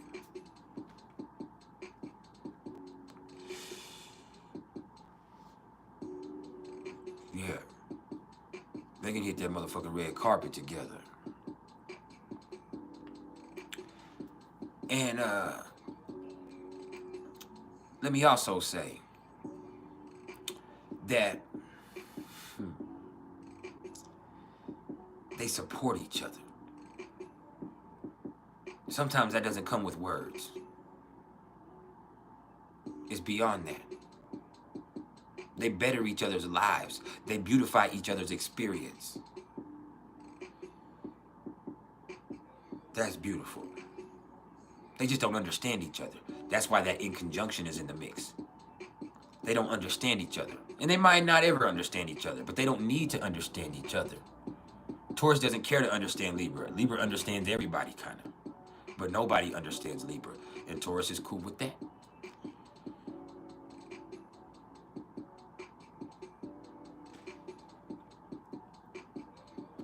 Plus, they're just a cute couple. And that's why they're number 3 on the list of the PrIcElEs top 5 oddly compatible couples in the zodiac. Now, number 2. Anybody want to guess what number 2 is? If you guess number 2, I'll give you a free numerology reading. Watkins Cat House is going to have hers coming within the next week or so. Reflection. Oh, hey, I love you. I love you, but ugh. Nope. That's actually not number 2.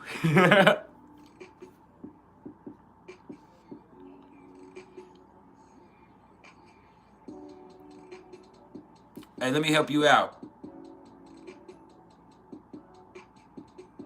Candy Pixel. Them haters coming out today.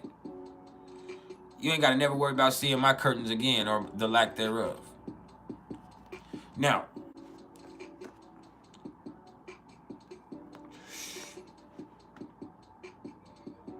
that right there brings us to number 2. And number 2 on the list of the priceless top 5 oddly compatible couples in the zodiac. Virgo and Aquarius. Why? Because they don't need to be affectionate to each other. They don't need to have a really intimate relationship for them to be together. And also, when you see Virgo and Aquarius, these are 2 people, when they come together, their relationship is going to help other people. Maybe even the whole fucking world.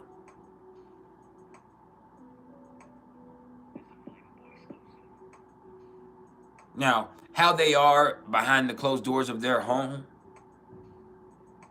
is a little different. All right, it's not going to be the same as everybody else.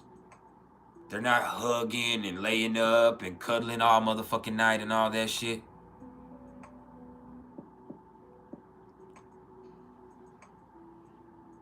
But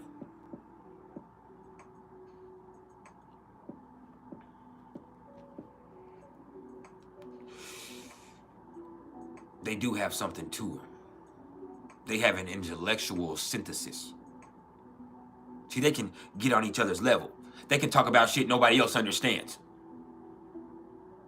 They can get real analytical, critical, and technical.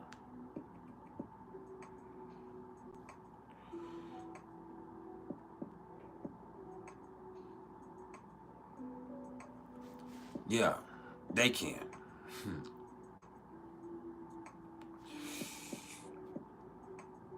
And they have an incredibly organized life together.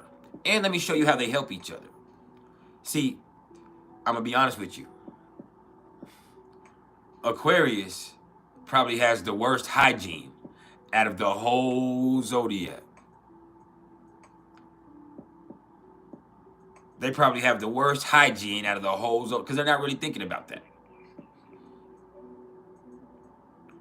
But Virgo can kind of help them out with that. Now, Virgo can be stuck in an outdated mindset or in one way of thinking. They can be having certain small details that they can't get away from. And Aquarius is what's the word I'm looking for? Empirical. Aquarius is inventive. Aquarius is open-minded. Say, hey, you know what? I see you've been tripping with this. Let me help you.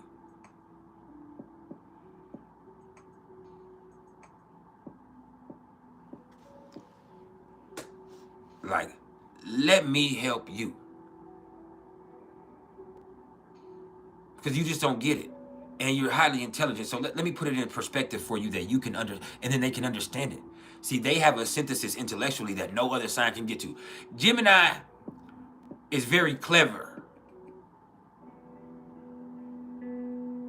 But this right here is genius. feel me? This is like Einstein and Newton sitting down and having a conversation. Oh. Now, this is also Revenge of the Nerds.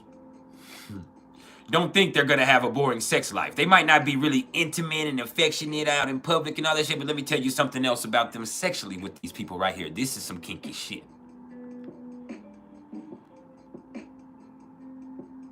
See, Aquarius is into all types of shit, and they want to keep doing different shit. And Virgo wants to serve, and Virgo is submissive sexually. I know they're picky, but when it comes to sex, Virgo is service oriented. Venus in Virgo, Mars in Virgo, it goes like that. They're technically sound. And so, Aquarius wants to turn Virgo out. And that's where it gets interesting. Aquarius gets to turn Virgo out. It ain't like Scorpio and Aries where they both wide the fuck open.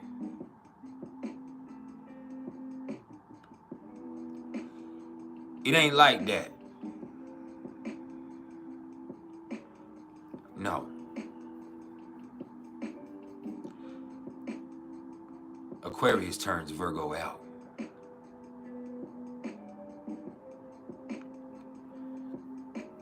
And Virgo would trip them out, which Aquarius needs, because they'll be like, oh, you thought I was really a rookie? No. I just don't do nothing for show. Neither one of these people do anything for show. That's what's beautiful about Aquarius and Virgo. It ain't nothing for show.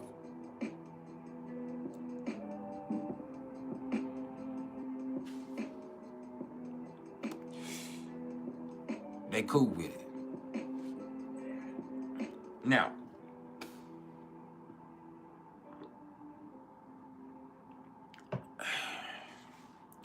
that does, ow, shit, my groin. That does mean that with these two right here, there's not a lot of give and take emotionally. There's not a lot of intimacy. There's not a lot of nurturing going on. If you got a problem, we need to fix it. And I'm here to help you fix your problem, but I'm not here to hold your hand. That's what goes on with them, and that's the reason why they're only number 2 on the list of the priceless top 5 oddly compatible couples in the zodiac. Now, that brings us to number 1.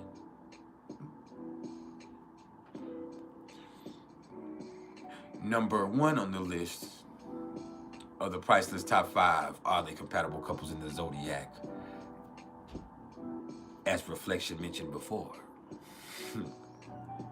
It's everybody's favorite. And even if they don't admit it, it's their favorite. It's Leo and Pisces. Why? Because they're funner than everybody else. If we're being honest, they're just funner than everybody else. Like, this is where imagination and love mingle together to create something special. Like, they can have something special. They might not be the most successful, and in other cases they might be, because they have so much talent. That's another thing. These two right here could easily start some type of show together, act together, perform together. Their creativity together is also very fertile. Oh, yes. They're an inspiration to each other. And more than anything else, with Leo and Pisces, this is love and loyalty. Unconditional love and loyalty. Leo, They know that Pisces loves them unconditionally, and Pisces is just they love everything about what that Leo has that's special. Kind of, it's that type of affair, but I don't think those are their signs. But it's that type of shit. Leo and Pisces is a Bobby and Whitney type of affair, or that's more like a Gemini Pisces type of affair. It's Bobby and Whitney. But with Leo and Pisces, man, they have a loyalty that none of these other signs can bring. There's unconditional love and loyalty. There's fun, there's imagination, there's inspiration. Now, the problem is, sometimes they might be fooling themselves. Pisces is delusional and Leo is a delusion. Like, for real. That's the truth.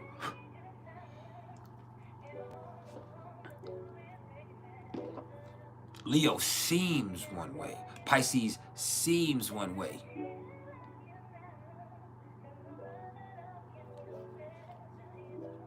But it's not always what it is. But that doesn't matter.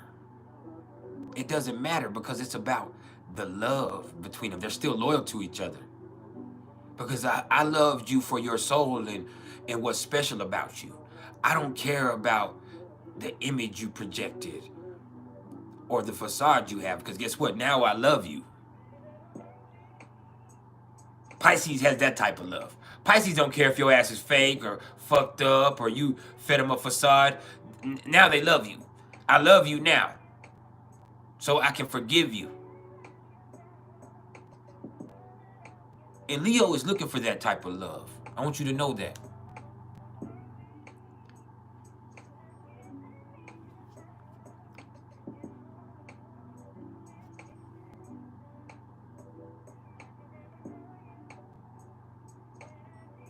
You ain't got to worry about ever seeing it again.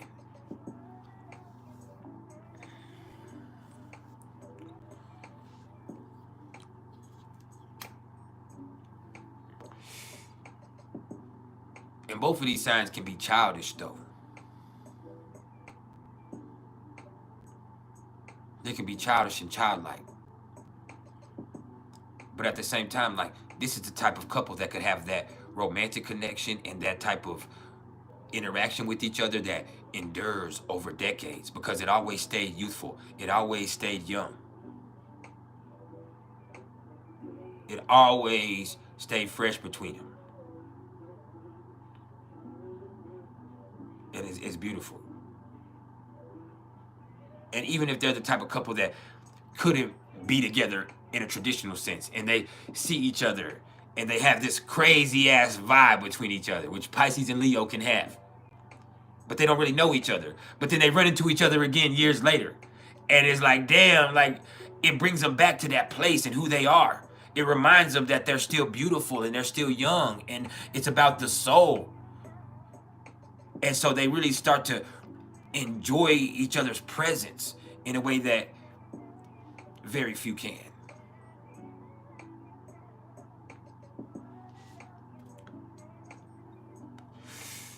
And all of that is why Leo and Pisces is #1 on the list of the PrIcElEs top 5 oddly compatible couples in the zodiac. That was a little eclipse extra. Now tell me how you feel.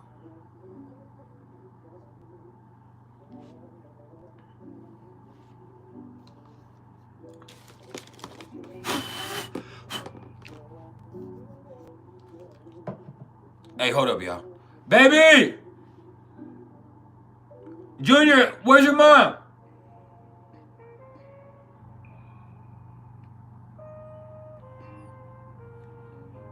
Come here. This is my junior.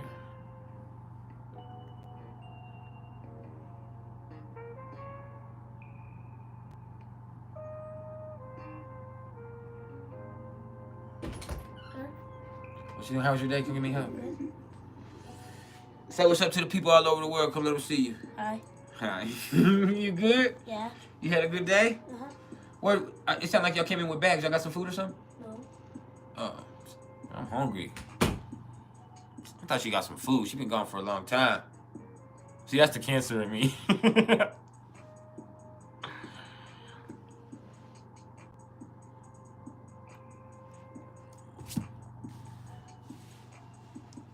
Yeah, that's my junior. For real, man. She been gone for some hours, man. I thought she would bring back something to eat. Watch me finish.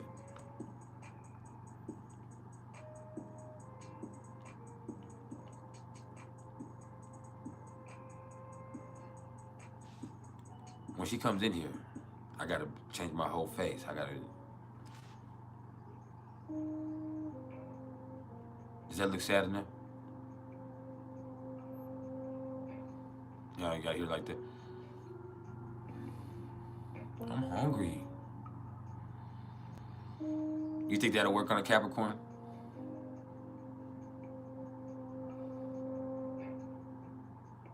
I'm hungry. Now they'll say, why you didn't get up and make you something to eat? I'm busy.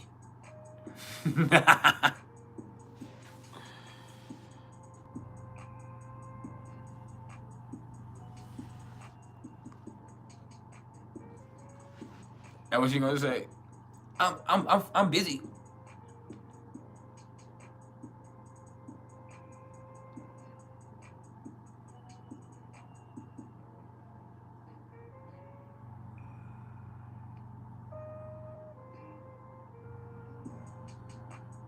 Rich Wealthy, what would I say that Pisces is the best match for a Leo? No.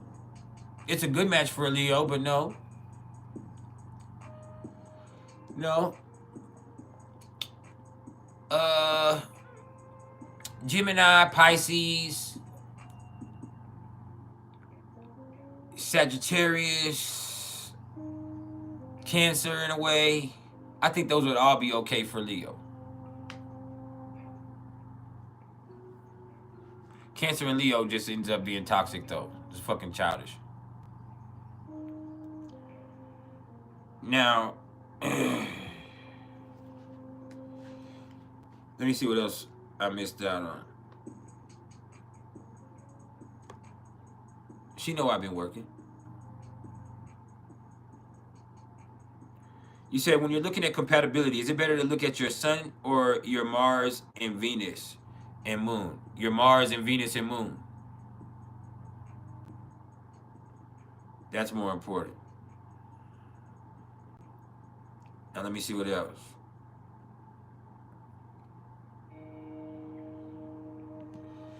Hold on.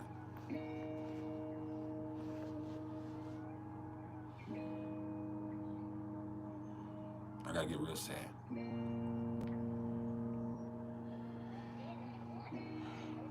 Or you gotta get real crunk, like I told y'all last time. Mars is in Scorpio. You gotta demand what you want. You gotta channel the North Node. You gotta say, hey! Make me a sandwich. You think that way?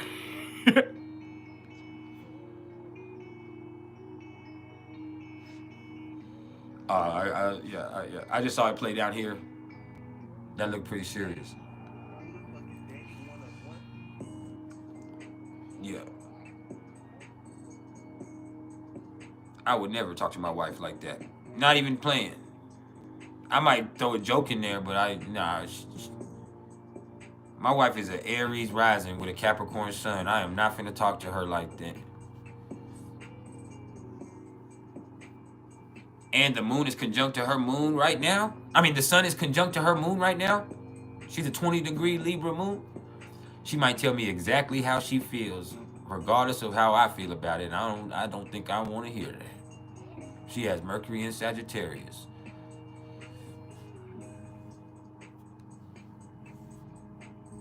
Leave that woman alone. Sit in here and play with y'all. That's what I'm gonna do.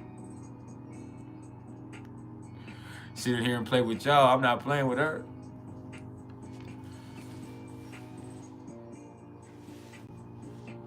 She has Venus in Scorpio, Mercury in Sagittarius, Capricorn Sun, Aries rising. She really ain't that. She ain't real playful. Even with a Libra moon, she not real nice.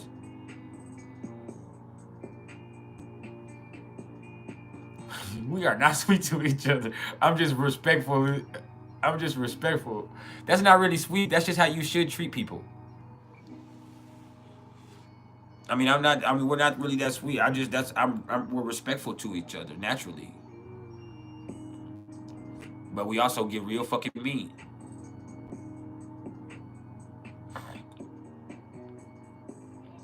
I'm still a Cancer. I still have Mercury and Leo. I would start yelling real fucking fast. And I have Aries on my 7th house. I'm a Libra rising. I piss people off. Like, I don't even have to try. Like, something about me just pisses people off. Like, y'all see me in the lives. They just come in here. You're smoking. Like, shut the fuck up. Like, it's just something about me that pisses people off. It's probably my arrogance. It's probably my arrogance.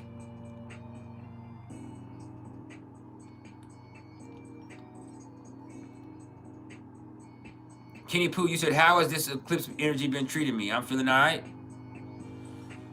Yeah, I got a slight ache in my left nut, but other than that, I'm feeling pristine.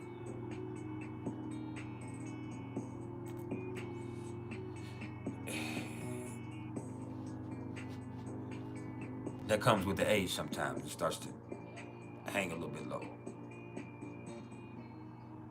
I have to get some more supportable draws. I'm too old for boxers now. You gotta switch to briefs. You gotta walk around like a wrestler. The only reason I hate briefs is I got skinny legs. So that shit just don't, you know what I'm saying? Like, I'm kind of muscular up top, but my legs are skinny. I look like the Incredibles.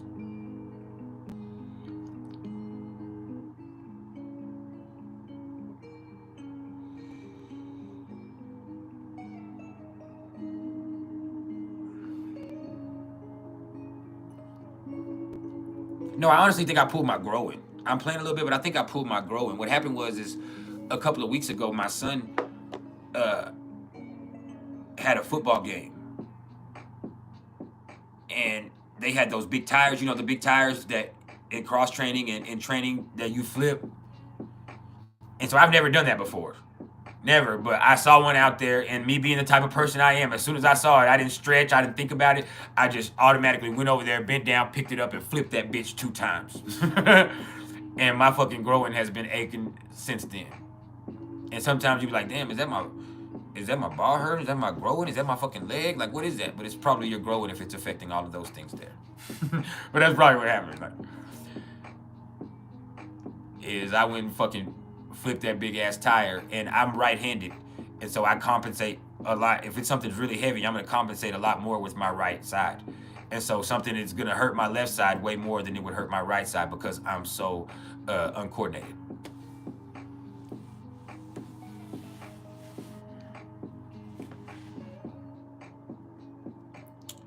Watkins Cat House, you said, what is the best placement for Cancer? You're gonna have some people that say Taurus, but I say Capricorn. Capricorn.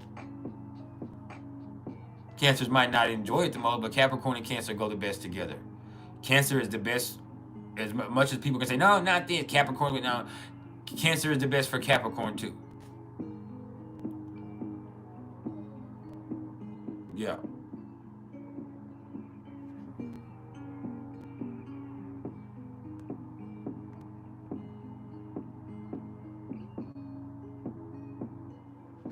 You name a car to get blocked. Malad Nibatada. Get the fuck out of here. I done blocked at least 10 people today. I'm on the road. I do not fucking play, man. Mama! Come here!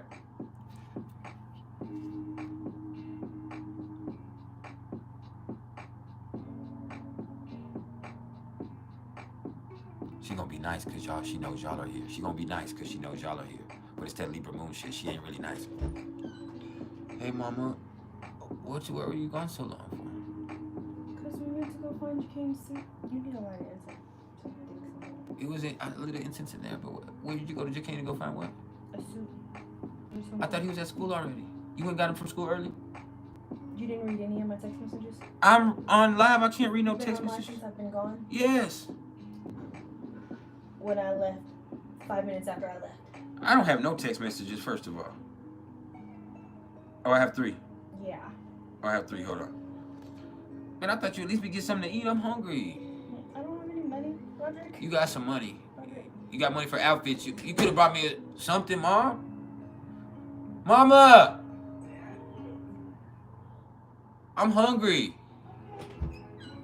Well, you're gonna have to wait, Roderick. Okay.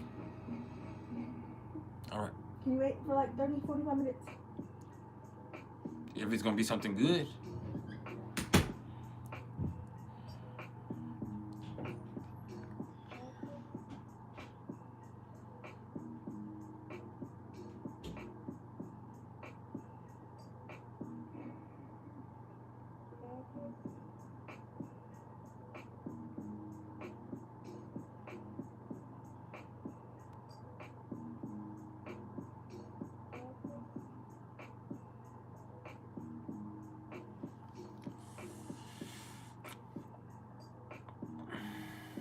Yeah. That's crazy. Damn, see, Alaska, y'all keep coming out playing. I'm gonna keep blocking y'all.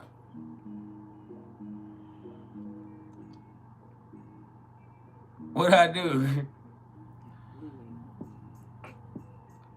For real, though, I'm hungry, man.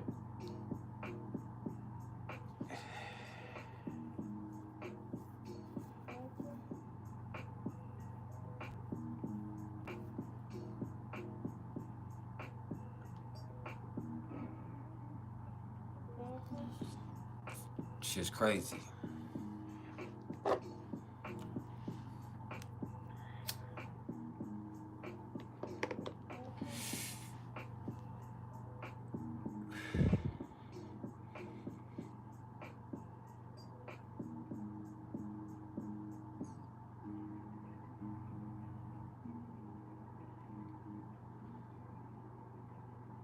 She only calls me daddy in text messages. She ain't never called me daddy in person. She's a Capricorn. She don't call nobody daddy. She is daddy. She calls me that like in text messages. But she ain't gonna call me that in person. She don't call me that to me.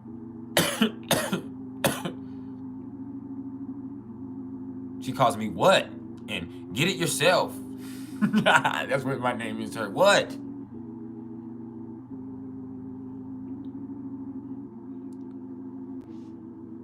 I need that though. That's why Capricorns and Cancers need each other. That lets you know right there.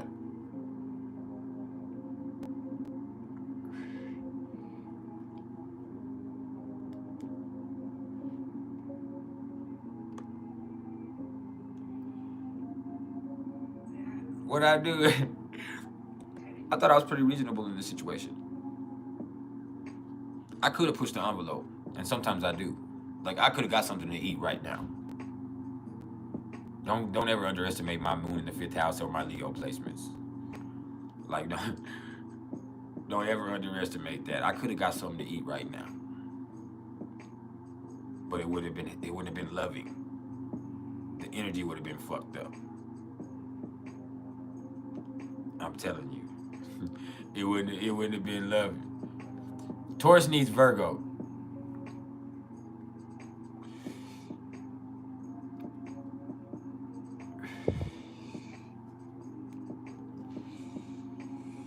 Maybe Cancer a little bit sometimes. Capricorn is too mean, no. Virgo has their own little picky and nitpicky things, but Taurus knows how to chill them out. Chill the fuck out. Eat this. Yeah. Go cook something and shut the fuck up. Taurus is good like that.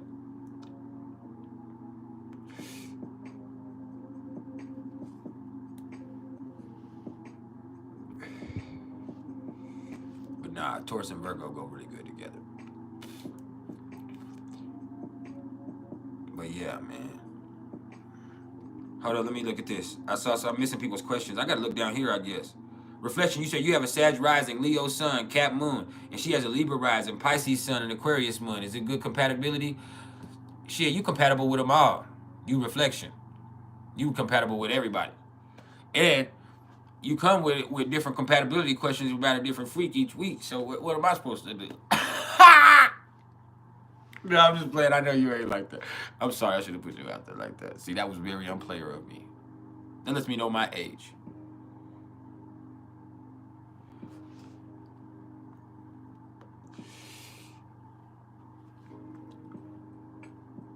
But yeah, reflection, you ain't shit, bro. What's up? It's silicone.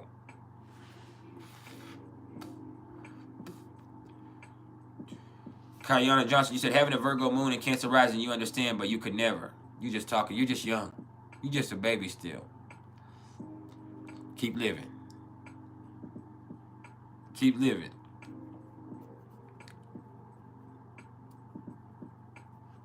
Now, you said, what if you're a Cancer sign and a Taurus moon? What do you think about that combination? It's an excellent combination. You're a cool person.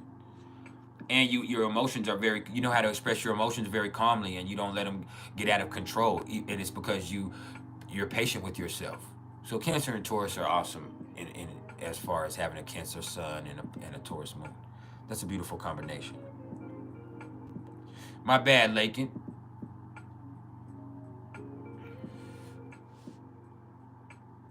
But yeah. My bad, Lakin.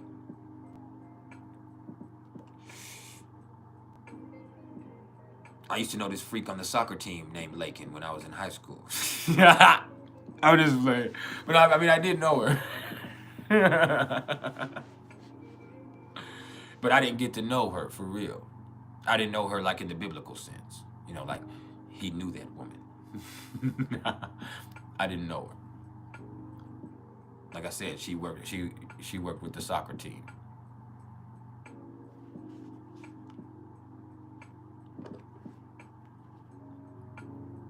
I was on the golf team.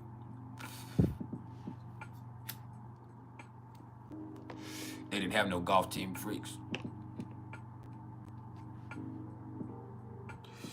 It was fucked up.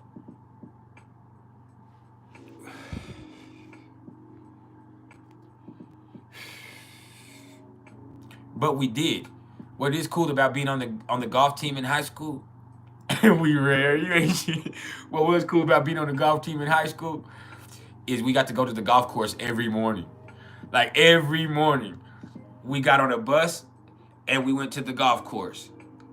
And we would go drive, or we would play a quick 4 or 5 holes. Like we was on the golf course every morning. It was the first period. And so that was awesome. Like you'd be out there every morning. And I was just trying to get a leather jacket, and I was too fat to want to play football anymore. I was not finna do all that fucking running or hitting. And so I fuck that shit. I'm playing golf. I want a leather jacket. I'm playing golf. And if I can't get one in choir, I'm getting one in golf. But I met a fucking flunky named Jimmy Floyd on the golf team, and we started running together, and everything fell apart from there. We got put off the golf team together. I can't stand that motherfucker now. But that's part of life.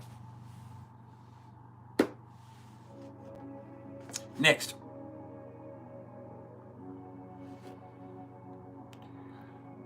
Rich Wealthy, he said, do I often see a lot of friction between Leos and Scorpios? Yes.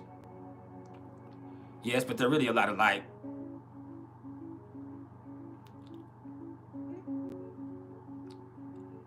Leos are attention seeking, Scorpios are attention grabbing. There's the thing with them. What do I think about Virgo Sun, Aquarius Moon? I think that would be very interesting. That's a very highly intelligent person, but it's hard for you to really be close with anybody. My son is an Aquarius Sun, Virgo Moon. So I do recognize that combination, but it's a flipped switch.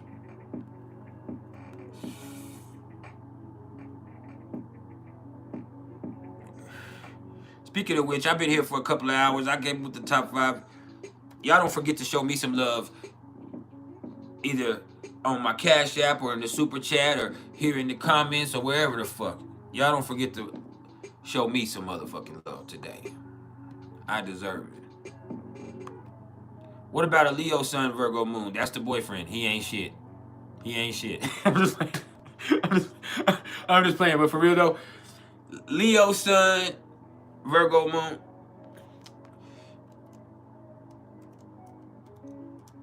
He seems like a nice guy, but he's not. He's really an arrogant asshole with the Leo Sun Virgo Moon. Thinks he's better than everybody else. What's up, G Rocket? What's cracking? But yeah, Leo Sun Virgo Moon. He's a great guy in principle, but it's because he's supposed to be a great guy, and so he revels in the fact that he's an all right dude and he's a great guy and he got so much going for him and all this other shit. So he be thinking he's better than everybody. But guess what? We'll break his ass down, Lakin. We'll break his ass down, Lakin. Fuck him right up. It's Friday.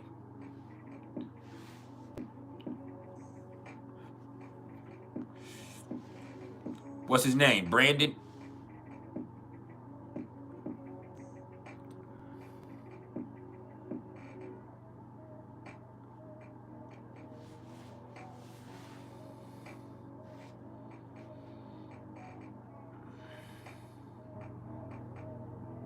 Hey, what's up? Much love to Russia and everywhere else in the world, my bro.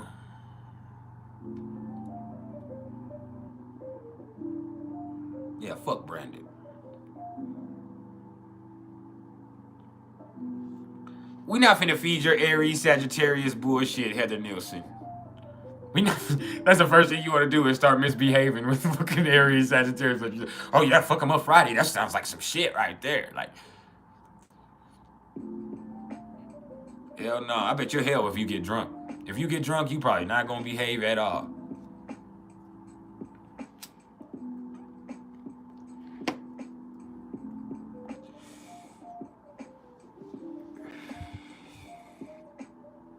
It's Lakin. His name is Migos?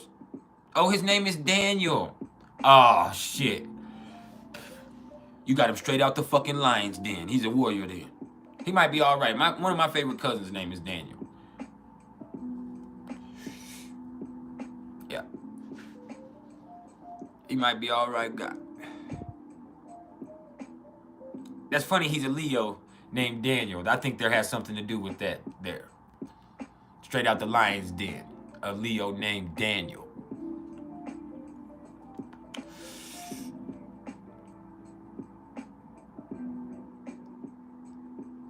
Now,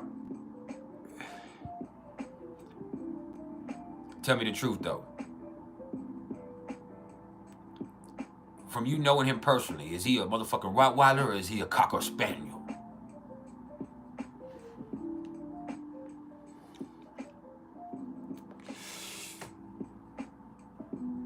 I'm a Cocker-Weiler. I don't know where that came from.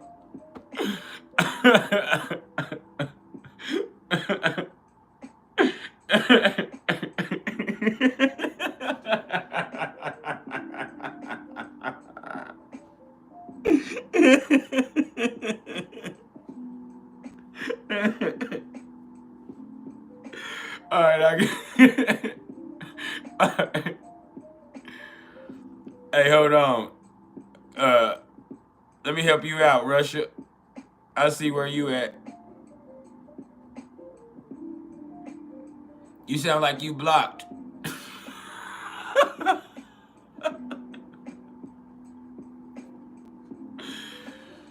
Yeah.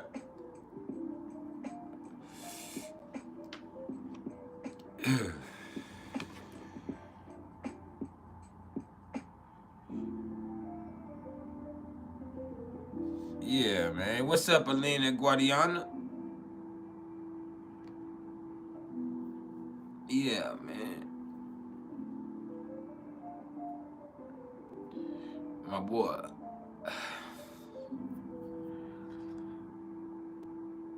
Yeah, man. Nah, you can't make a cockawiler puppy. Hell nah. A cockawiler is a mutant. It's a cryptid.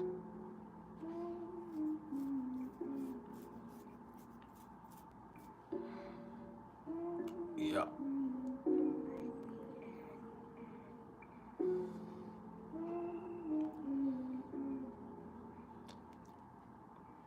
You gotta be careful when you walk into the den of the cockawiler.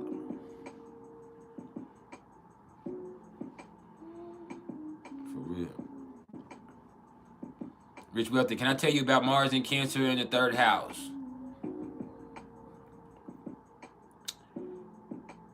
Well, you're very passionate, but you're also very sensitive, and you fear rejection. So you figure you can get what you want by indirect forms of assertion. So you're very manipulative, and you learned how to be very clever and manipulative from a very early age, because that helps you get control of the situations. Because you don't like not being in control, because you worry about situations not working out to your favor.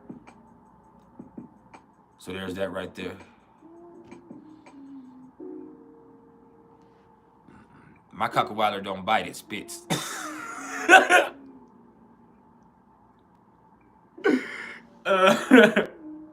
It's a spitter.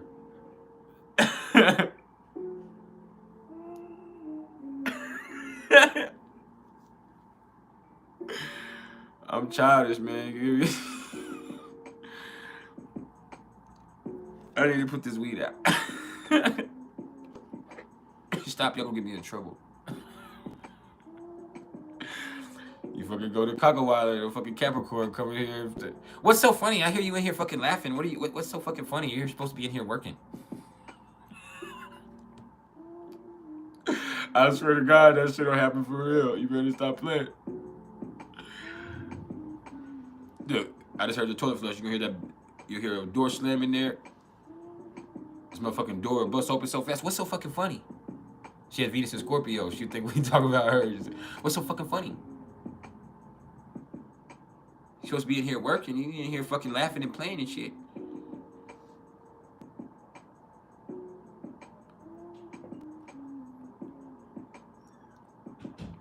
Y'all don't get me in trouble. We here for another 40 more minutes. For real, don't be cockawiling now.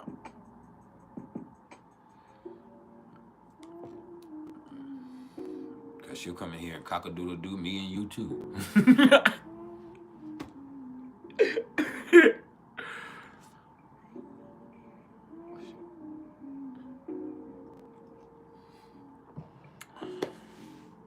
I'm hungry. For real.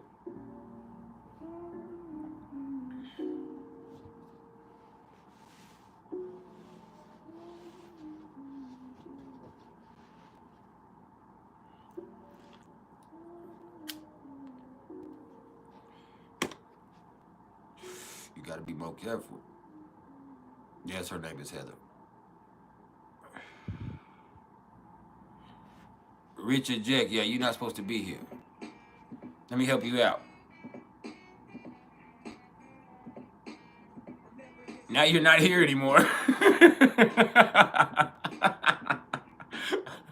Bye. Now you're not here anymore. You'll never be here again. Shit.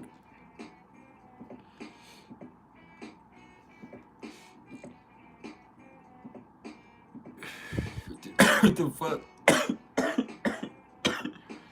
I'm still here for any questions y'all have. I'm vibing, man. I'm trying to make it a record. I done blocked more people today than I ever blocked, and I'm gonna keep blocking them. You get out of line one time, and Mars and Scorpio kills your motherfucking whole existence. Yeah, jinkies.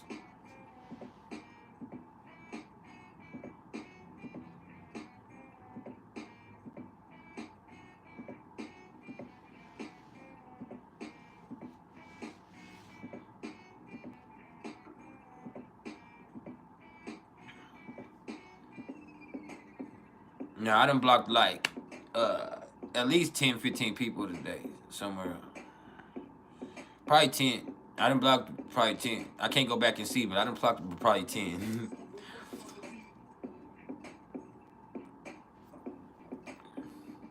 Ring Psychic Zone. You said, what's the best Mars placement? Your Mars and Sag in the 5th house. Well, that's certainly fun. It's certainly up there in one of the best Mars placements. I'll tell you that. I would say the term best is a hard thing to ascribe to a Mars placement. You could have most powerful. You could have sexy. You know what I mean? There's those things with Mars. You could have most dangerous, but I don't know about best for Mars. Not saying that it's bad. It's just Mars. I don't know if there's a best. Because it's an energetic expression. So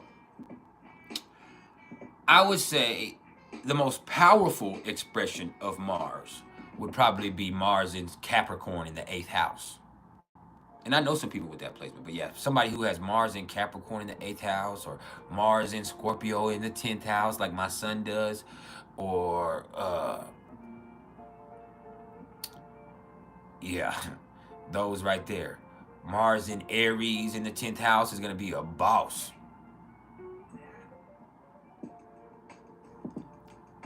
That's somebody who doesn't take no for an answer because they don't hear it. Now, reflection, you said the transiting Mars is about to redirect over your Scorpio Mars in the 10th house natally. What does that mean? You're having a Mars return. You got an extra burst of energy.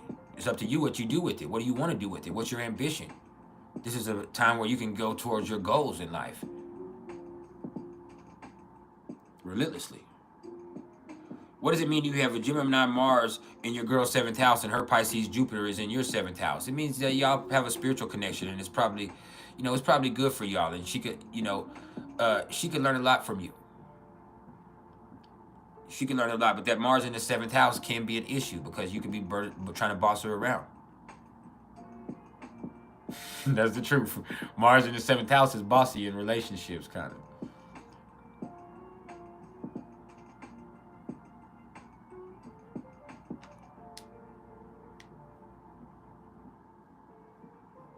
I'm trying to be clear with you.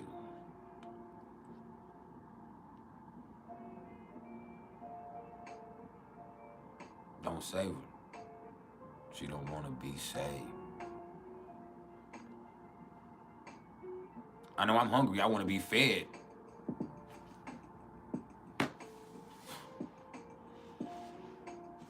Hold up.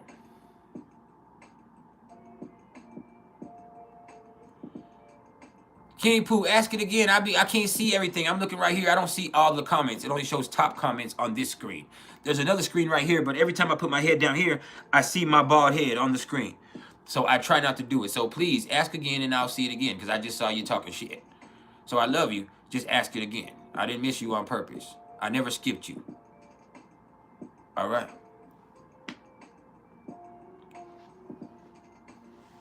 Please don't do me like that. I love y'all. It's never my intention to make you feel inadequate or make you feel unloved. That shit sounded good, right?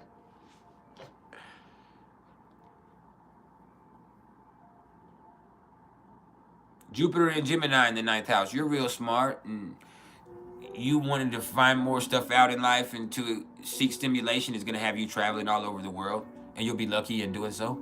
You'll get to travel and see stuff that other people would never get to see in your life. And you're very clever with words, and you're able to use that to make all types of things, and you're very versatile in the different things you can do. Now let me keep going.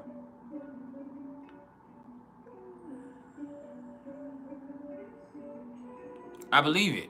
Reflection. And you're going to hit your best anyway because you on them roids. I can see it in your picture. I said, damn. My boy there on that HDH. No, I'm just giving you a hard time. Oh, damn, my bad, King Daniel. Damn, your boyfriend done tapped into the live. Don't be trying to bring your boyfriends on the live. Hold up. Y'all done fucked up. I love you, Daniel. But, hold up. Your boyfriend done tapped into the live now. Or he been here the whole time. What's up, Dan? I like to talk to the man. Damn, she just got real. She just got real. I ain't never had nobody say, oh, hold up. I know you ain't talking about my man. Dan, you the man. My favorite cousin's name was Daniel. But you gotta tell me, are you a Rottweiler or a Cocker Spaniel? I'm a Cockweiler. And it's only one.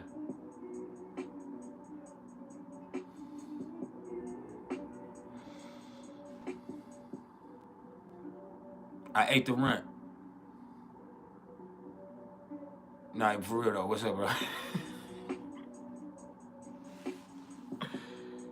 It's Lakin. Now, you here? You here? I see it. I respect it. I was talking shit. Look, I was talking shit. I'm being honest, bro. I was talking shit. I was talking shit. And I'm gonna keep talking shit. But it's from a good place. I'm a Cockweiler.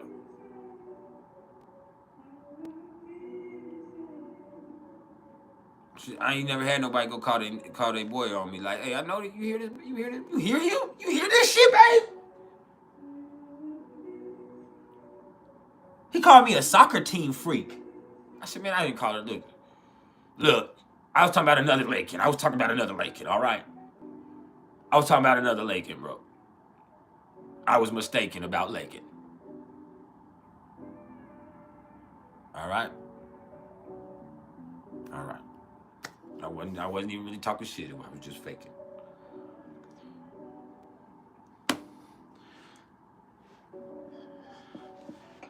Nah, for real though, what's up, my G?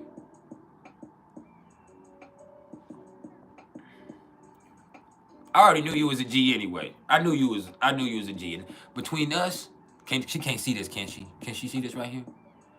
Between us, I knew you was a player. I knew you was a player.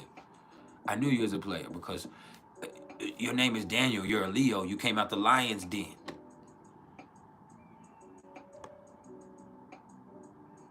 Yeah, my boy said he's a rare breed. Yeah.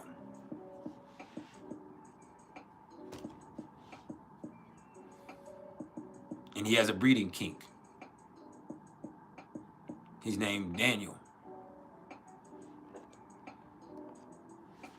He's trying to find out if you fertile.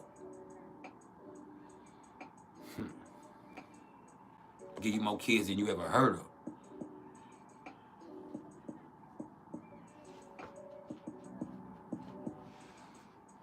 Now you a Joe. What you mean? I should have known. All right, here I go. He said, now I'm a hoe, thanks. Oh, he said a hoe. I didn't call you a hoe, bro. I never call you a hoe. I'm a hoe. But I'm recovering. I've been recovering for a few years, and I ain't relapsed in a long time, so it's really, like, we good. We good. Like, you can bring him around me, and I won't act up or nothing. Don't be calling them no hoe. Y'all can't be talking. See, y'all kids these days be talking to each other crazy. You could do that. I would never call my lady that.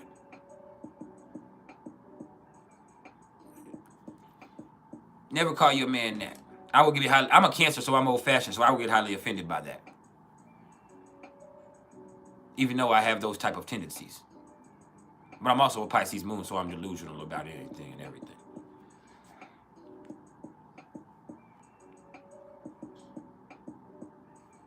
Listen, though. I know, but listen, Daniel. Damn, Daniel. Oh, my nigga, young God here. You remember, you know them beats where they say, where damn, Daniel. Oh, I got a couple of damn Daniel's beats, but that was perfect right there. But damn, Daniel. You fucking up, bro. Because, I mean, if she called you a hoe, she might see something in you. I'm going to be real.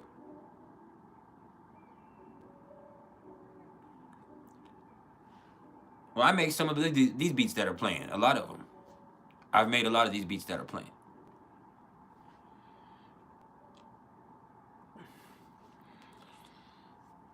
How you doing, Daniel?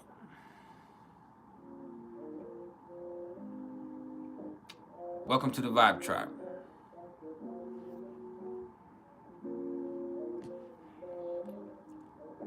We accept everybody. We know everybody's a sinner here in the Vibe Tribe. Everybody has a little hole in them, especially if you come around here. We welcome you. Bring yourself in here. If you're in recovery, we're here to support your growth and development. Here goes Jazzy. I'm sorry, I missed Jazzy's question earlier, and Jazzy done sent the fever. I appreciate the fever in the funk house, Jazzy.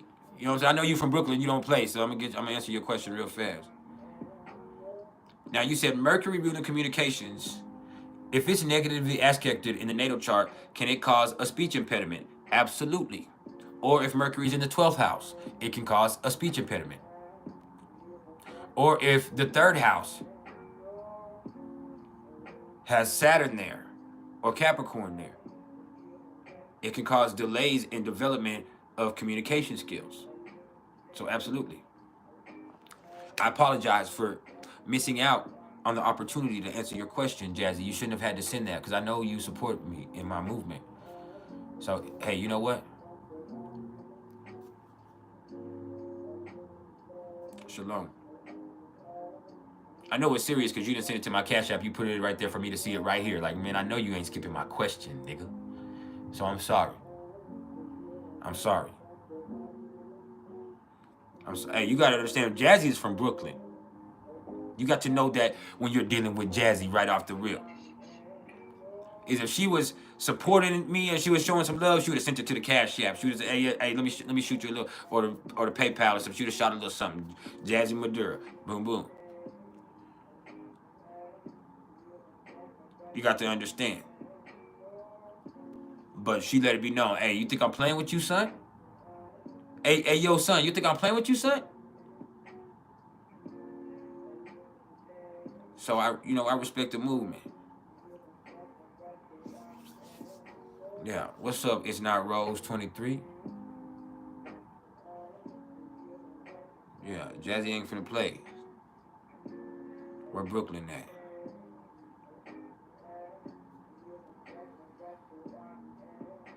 Are you too late for what? You're here. I'm here to answer any question that you may have.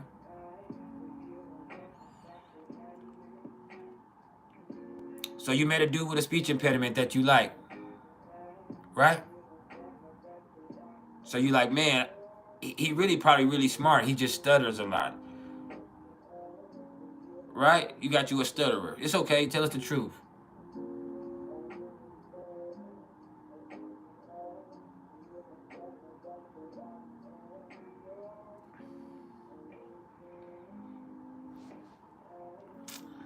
It's all right.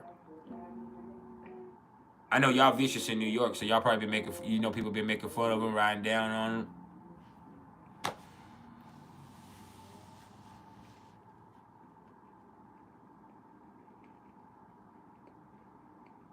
Don't do that.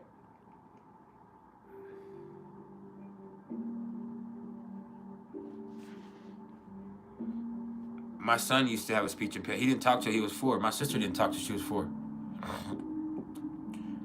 My best friend is a stutterer. And I make fun of him, but it's love, for real. I'm just like that. I make fun of everybody.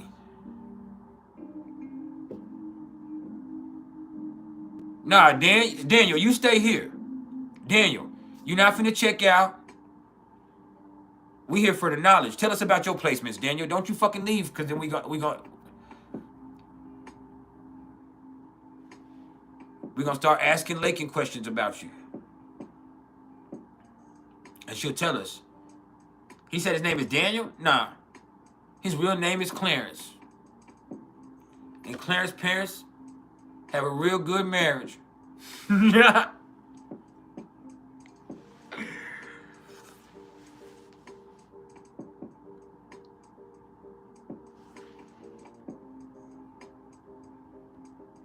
Hold on, let me answer questions. What's up, Zarek the Great? We just playing right now. We love you. We already did the top 5. We already did everything else. Y'all caught us at the end. We've been here for 3 hours. We're just kind of fucking around at the end. What's up, though? Hold up, I'm seeing some of these questions. Lilith conjunct Venus synastry. You're no good for each other. You're turned on and attracted, but that's not good. It's not good. It's not really healthy. Hold up. What could I tell you about Mercury in the 3rd house? Somebody who has a great sense of humor. Somebody who is very, very adaptable. Somebody who's very versatile in their approach. Somebody who's very clever in their own way.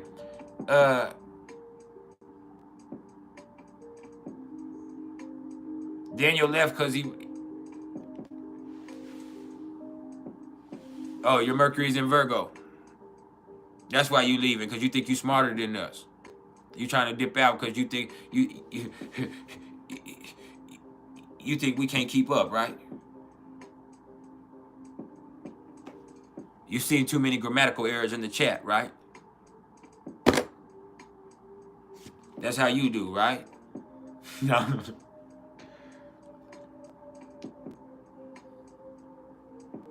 You got to go find somebody to criticize, right?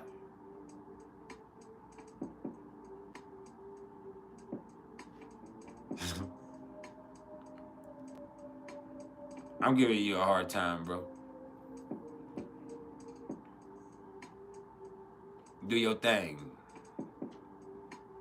You're always welcome here. I'm just giving you a hard time. It ain't always like this. It's just Friday. I just have the transit's fucking up my whole chart right now.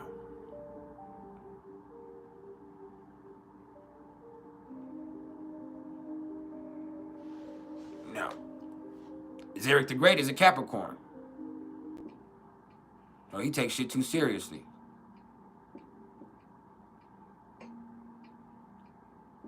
He has a sense of humor, but he really can't take a joke.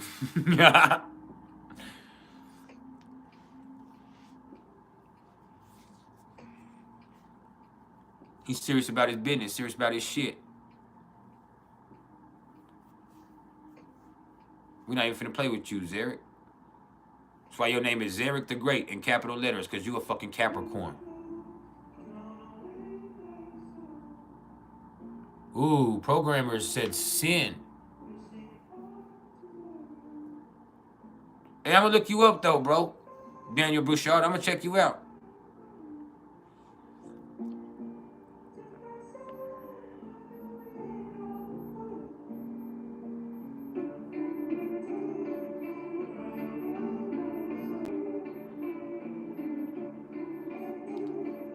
I'm definitely gonna check you out. Send me some beats. I'll check them out. At mr.turner1300@gmail.com.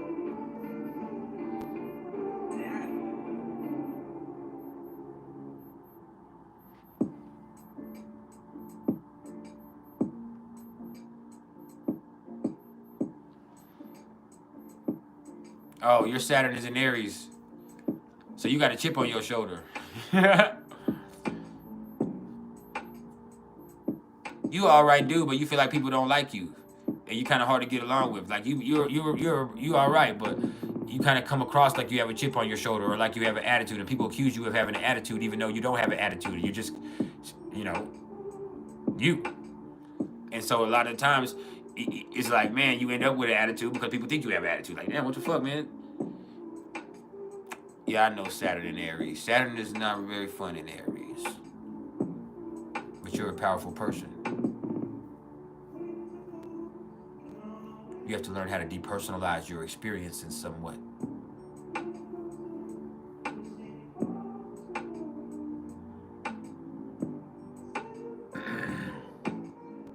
Your Saturn is in Cancer, Zarek the Great, then you really do take everything personal. With your Saturn in Cancer, you're sensitive in your own way. You take everything personal.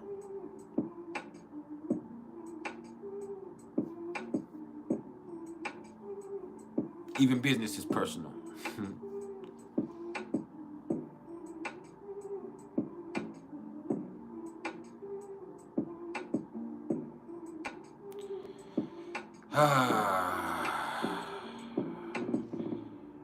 We got some crazy motherfuckers coming in the chat today, man. Grayson Ortman. Don't ever come on here playing with me, bro. You got Mars and Aries too. So you take everything personal. You got an attitude. You're impulsive. You'll fight. You take shit personal. That causes a lot of shit sometimes having Saturn in Cancer.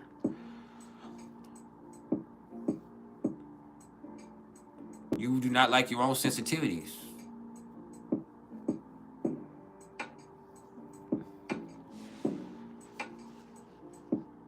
That makes you even more volatile at times. Yeah, I know you.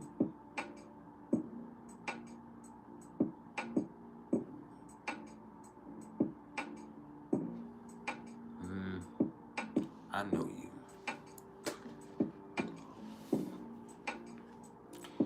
Saturn in Taurus. You fear being dependent on somebody else, or you fear not having money.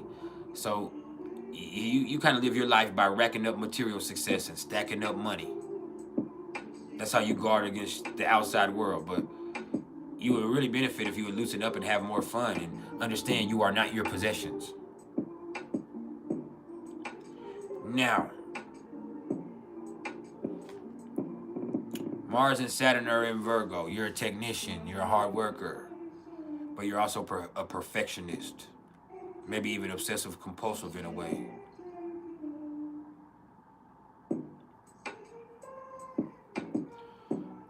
Jupiter and Sagittarius in the 8th house. You're very spiritual. You believe. You believe in the occult. You've experienced some things that have showed you why you believe. So your faith is profound in whatever it is that you believe in. And it's not going to be something conventional. It's going to be spiritual. Sun in the 2nd house. You're about money and material possessions. You know what I'm saying? You're talented too, and you're going to get paid for those skills that you have that are unique to you. But yeah, you have a lot of self-esteem, and you're very talented. I see your emails, Daniel. I'll definitely check out your videos, my bro.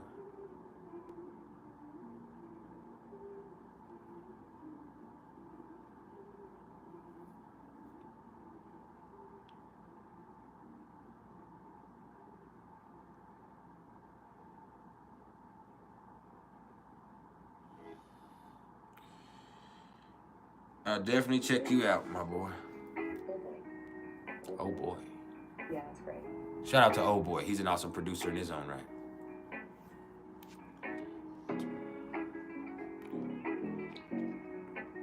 What does it mean if you have Lilith in Gemini? It means you're a lot like me. I have Lilith in Gemini. It means you can't be trusted. That's what it means. It means you're very slick. It means you was raised some type of way, or maybe you raised yourself in a certain sense. You was raised around some stuff that in an environment that wasn't so healthy with Lilith and Gemini. You learn some shit that keeps you really street smart, but it also can, once again, like I said, make you not to be trusted.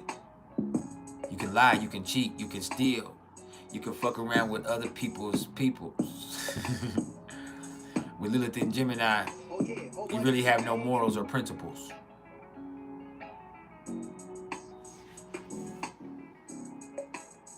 You have to develop them. But you weren't born with them. You weren't taught them.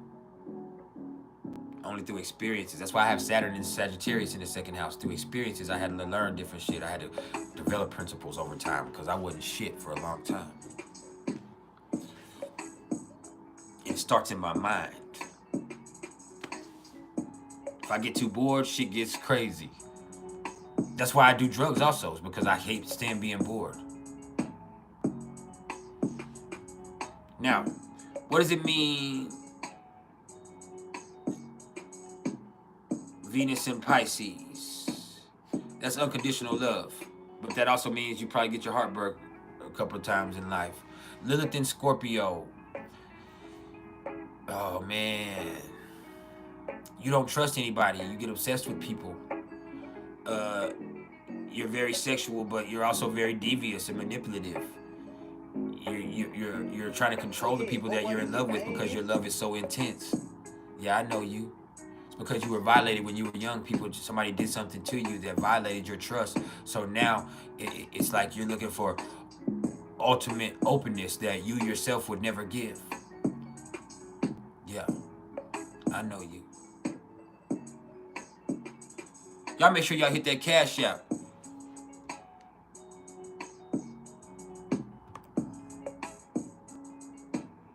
Before I get mad and go home.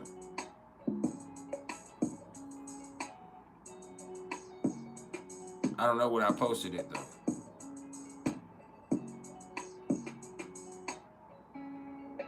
Oh boy, you went dumb on this one.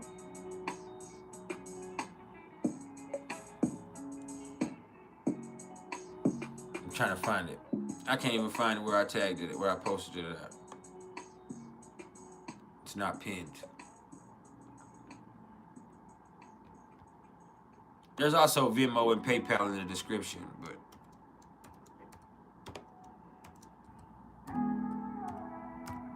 I only got about 15 more minutes.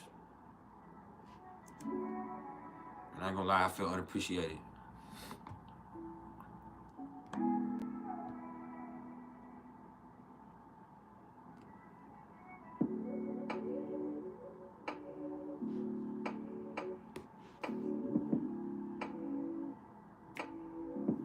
What does it mean to have Pluto conjunct Mercury in Sagittarius? It means you have a restless mind. It means that there's something unsettled inside of you. You're always looking for more answers. You're always looking for more. You're like, there's an insatiable search for truth and knowledge inside of you. And the problem is, the truth lives inside of you. So what you're looking for has always been inside of you. And so it's like you never seem to get where you're going. And the truth always stays out in front of you as a guiding light, though. So you're always growing and you're always changing. So it actually helps. But the thing is, one day you'll realize it's inside of you, and then you're able to provide that to someone else. It's a beautiful blessing, reciprocating. It's reciprocal blessings, through lessons. Now, hold up, I'm missing shit in the chat. It's like this and like that. How I glisten like that. Hold up. Vesta in the 12th house. First of all, you yourself be going through it sometimes. So you're a champion of people who struggle with their own health, their own mental health, with their own problems, people who need help, people who really, you know, it's like you're a protector for the underdog with Vesta in the 12th house, because you yourself feel underestimated. You feel misused sometimes. You feel misunderstood. Yeah, I know you.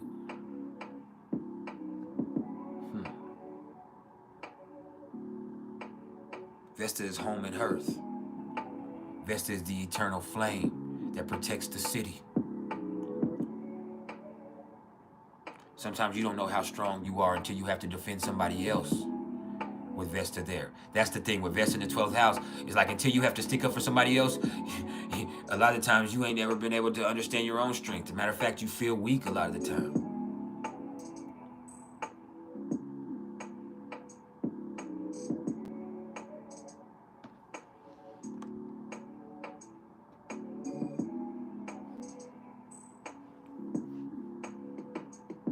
Imagine the creations business.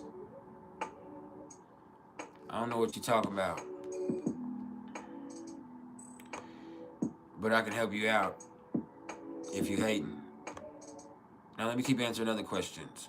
What does it mean? What about Venus in Virgo in the 2nd house, Mars in Gemini in the 11th house, compatibility with a Venus in Scorpio in the 7th house, Mars in Sagittarius in the 8th house? Yes, that would work all right. That would work pretty good. That Venus in Virgo and the Venus in Scorpio is a great, awesome mix. The Mars and Sagittarius, Mars and Gemini isn't going to really hurt each other. They're going to be open to new and very interestingly erotic things with each other. And I think that really would work out favorably. But there's other stuff you would have to look at for a relationship. I'm just looking at the two mix of those energies within those individuals. Now, let me see who else. Villanita, you said, what is the meaning of life? To live life. Life is the meaning of life. Is definitely differing for each one of us. Miss Colston, Lilith and Taurus, you care too much about money and material stuff. It's because, for whatever reason, when you were young, you saw poverty, or you know, especially being from New Orleans, like you saw the side of the wards and the projects and shit, and like you never want to do that. You'll make sure that you do anything to keep from being there. And so that ain't you. You ain't gonna do that. You trying to live a different lifestyle than what you saw other people in your background living. How will the eclipse affect Lilith and Aries in the third house? I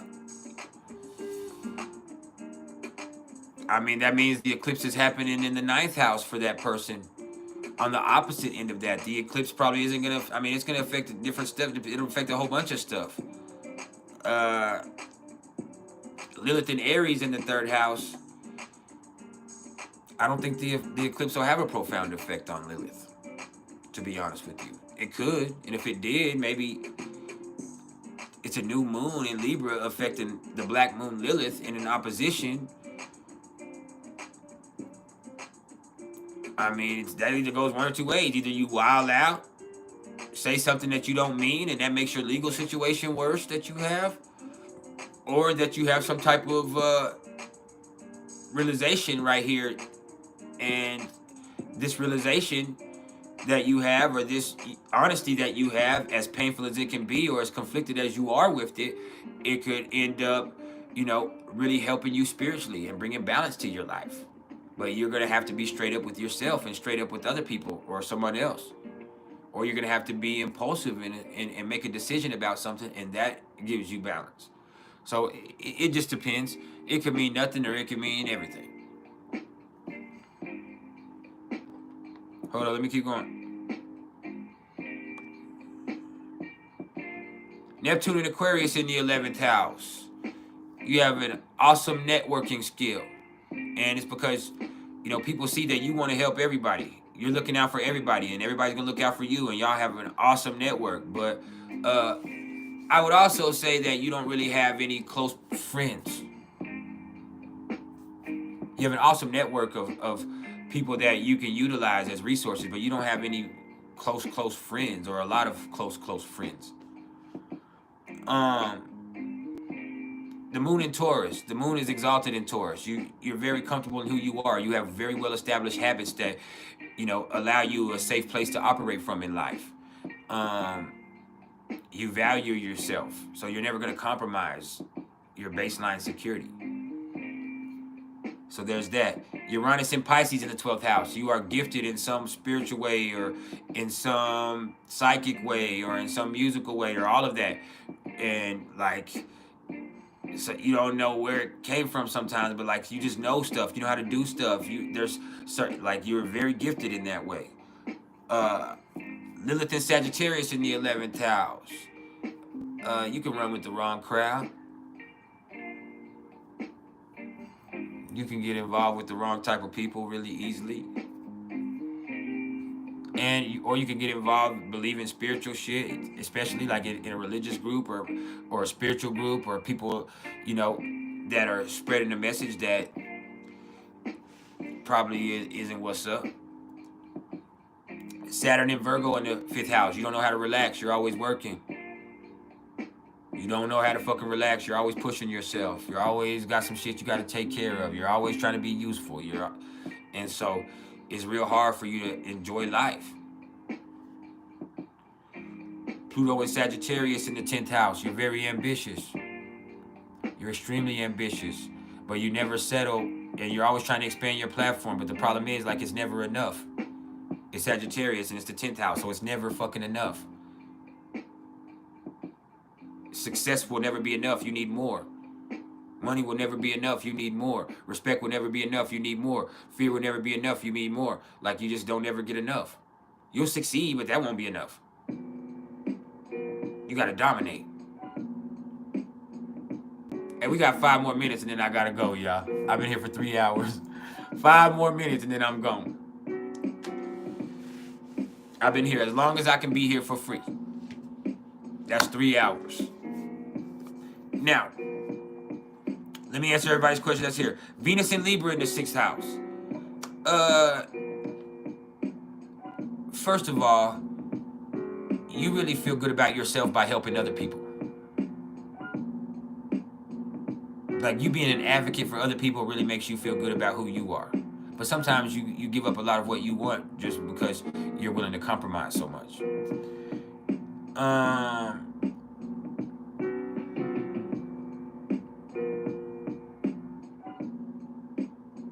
What's my opinion on almost all planets being conjunct in synastry?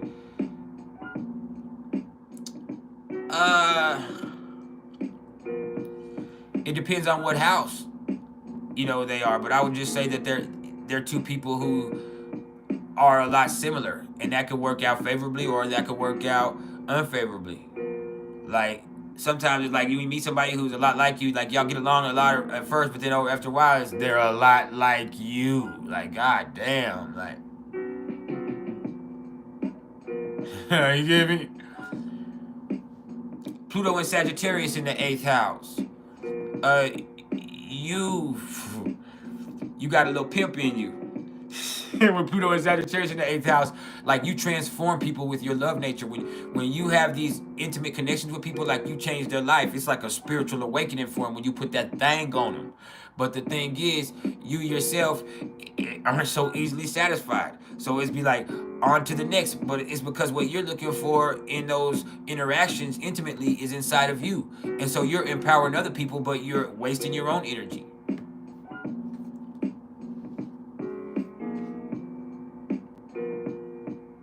Leon, I got a special shout out to you. I appreciate the love.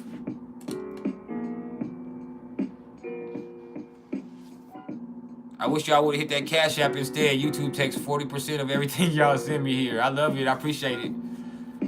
But I posted that Cash App or the Venmo or PayPal because YouTube's going to take about 40% of all of that shit. That's how they operate. They need theirs off the reserve. But yeah. Leon, it ain't even about donating, fam. It's about shout out to you. Shout out to you for being here.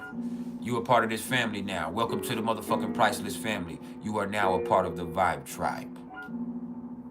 A valued member of our community. Kayana Johnson, Aries rising and the houses are kind of equal. Ooh, then y'all are very straight up with each other. That could really work for each other. Because y'all are not really, there's no fucking fakeness between y'all. That's the beautiful thing about Aries rising. That's why I, as a Libra rising, love Aries rising. Because they're straight the fuck up. You ain't got to worry about where you stand with Aries rising. You know all the time, whether it's good or bad. There's something refreshing about that in relationships. That's why Aries risings have simple relationships and why Libra is on their 7th house. And that's why that's one of the areas of their life that really usually works out well. They're not fake like everybody else.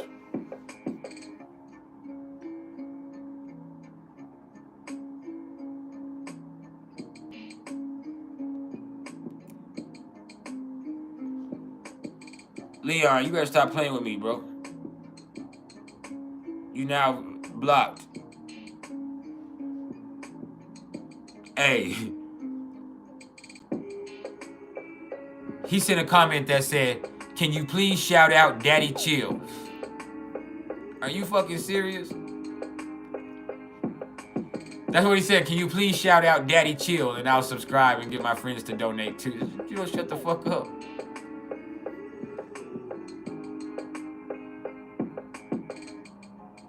Like, I'm not finna keep playing with y'all.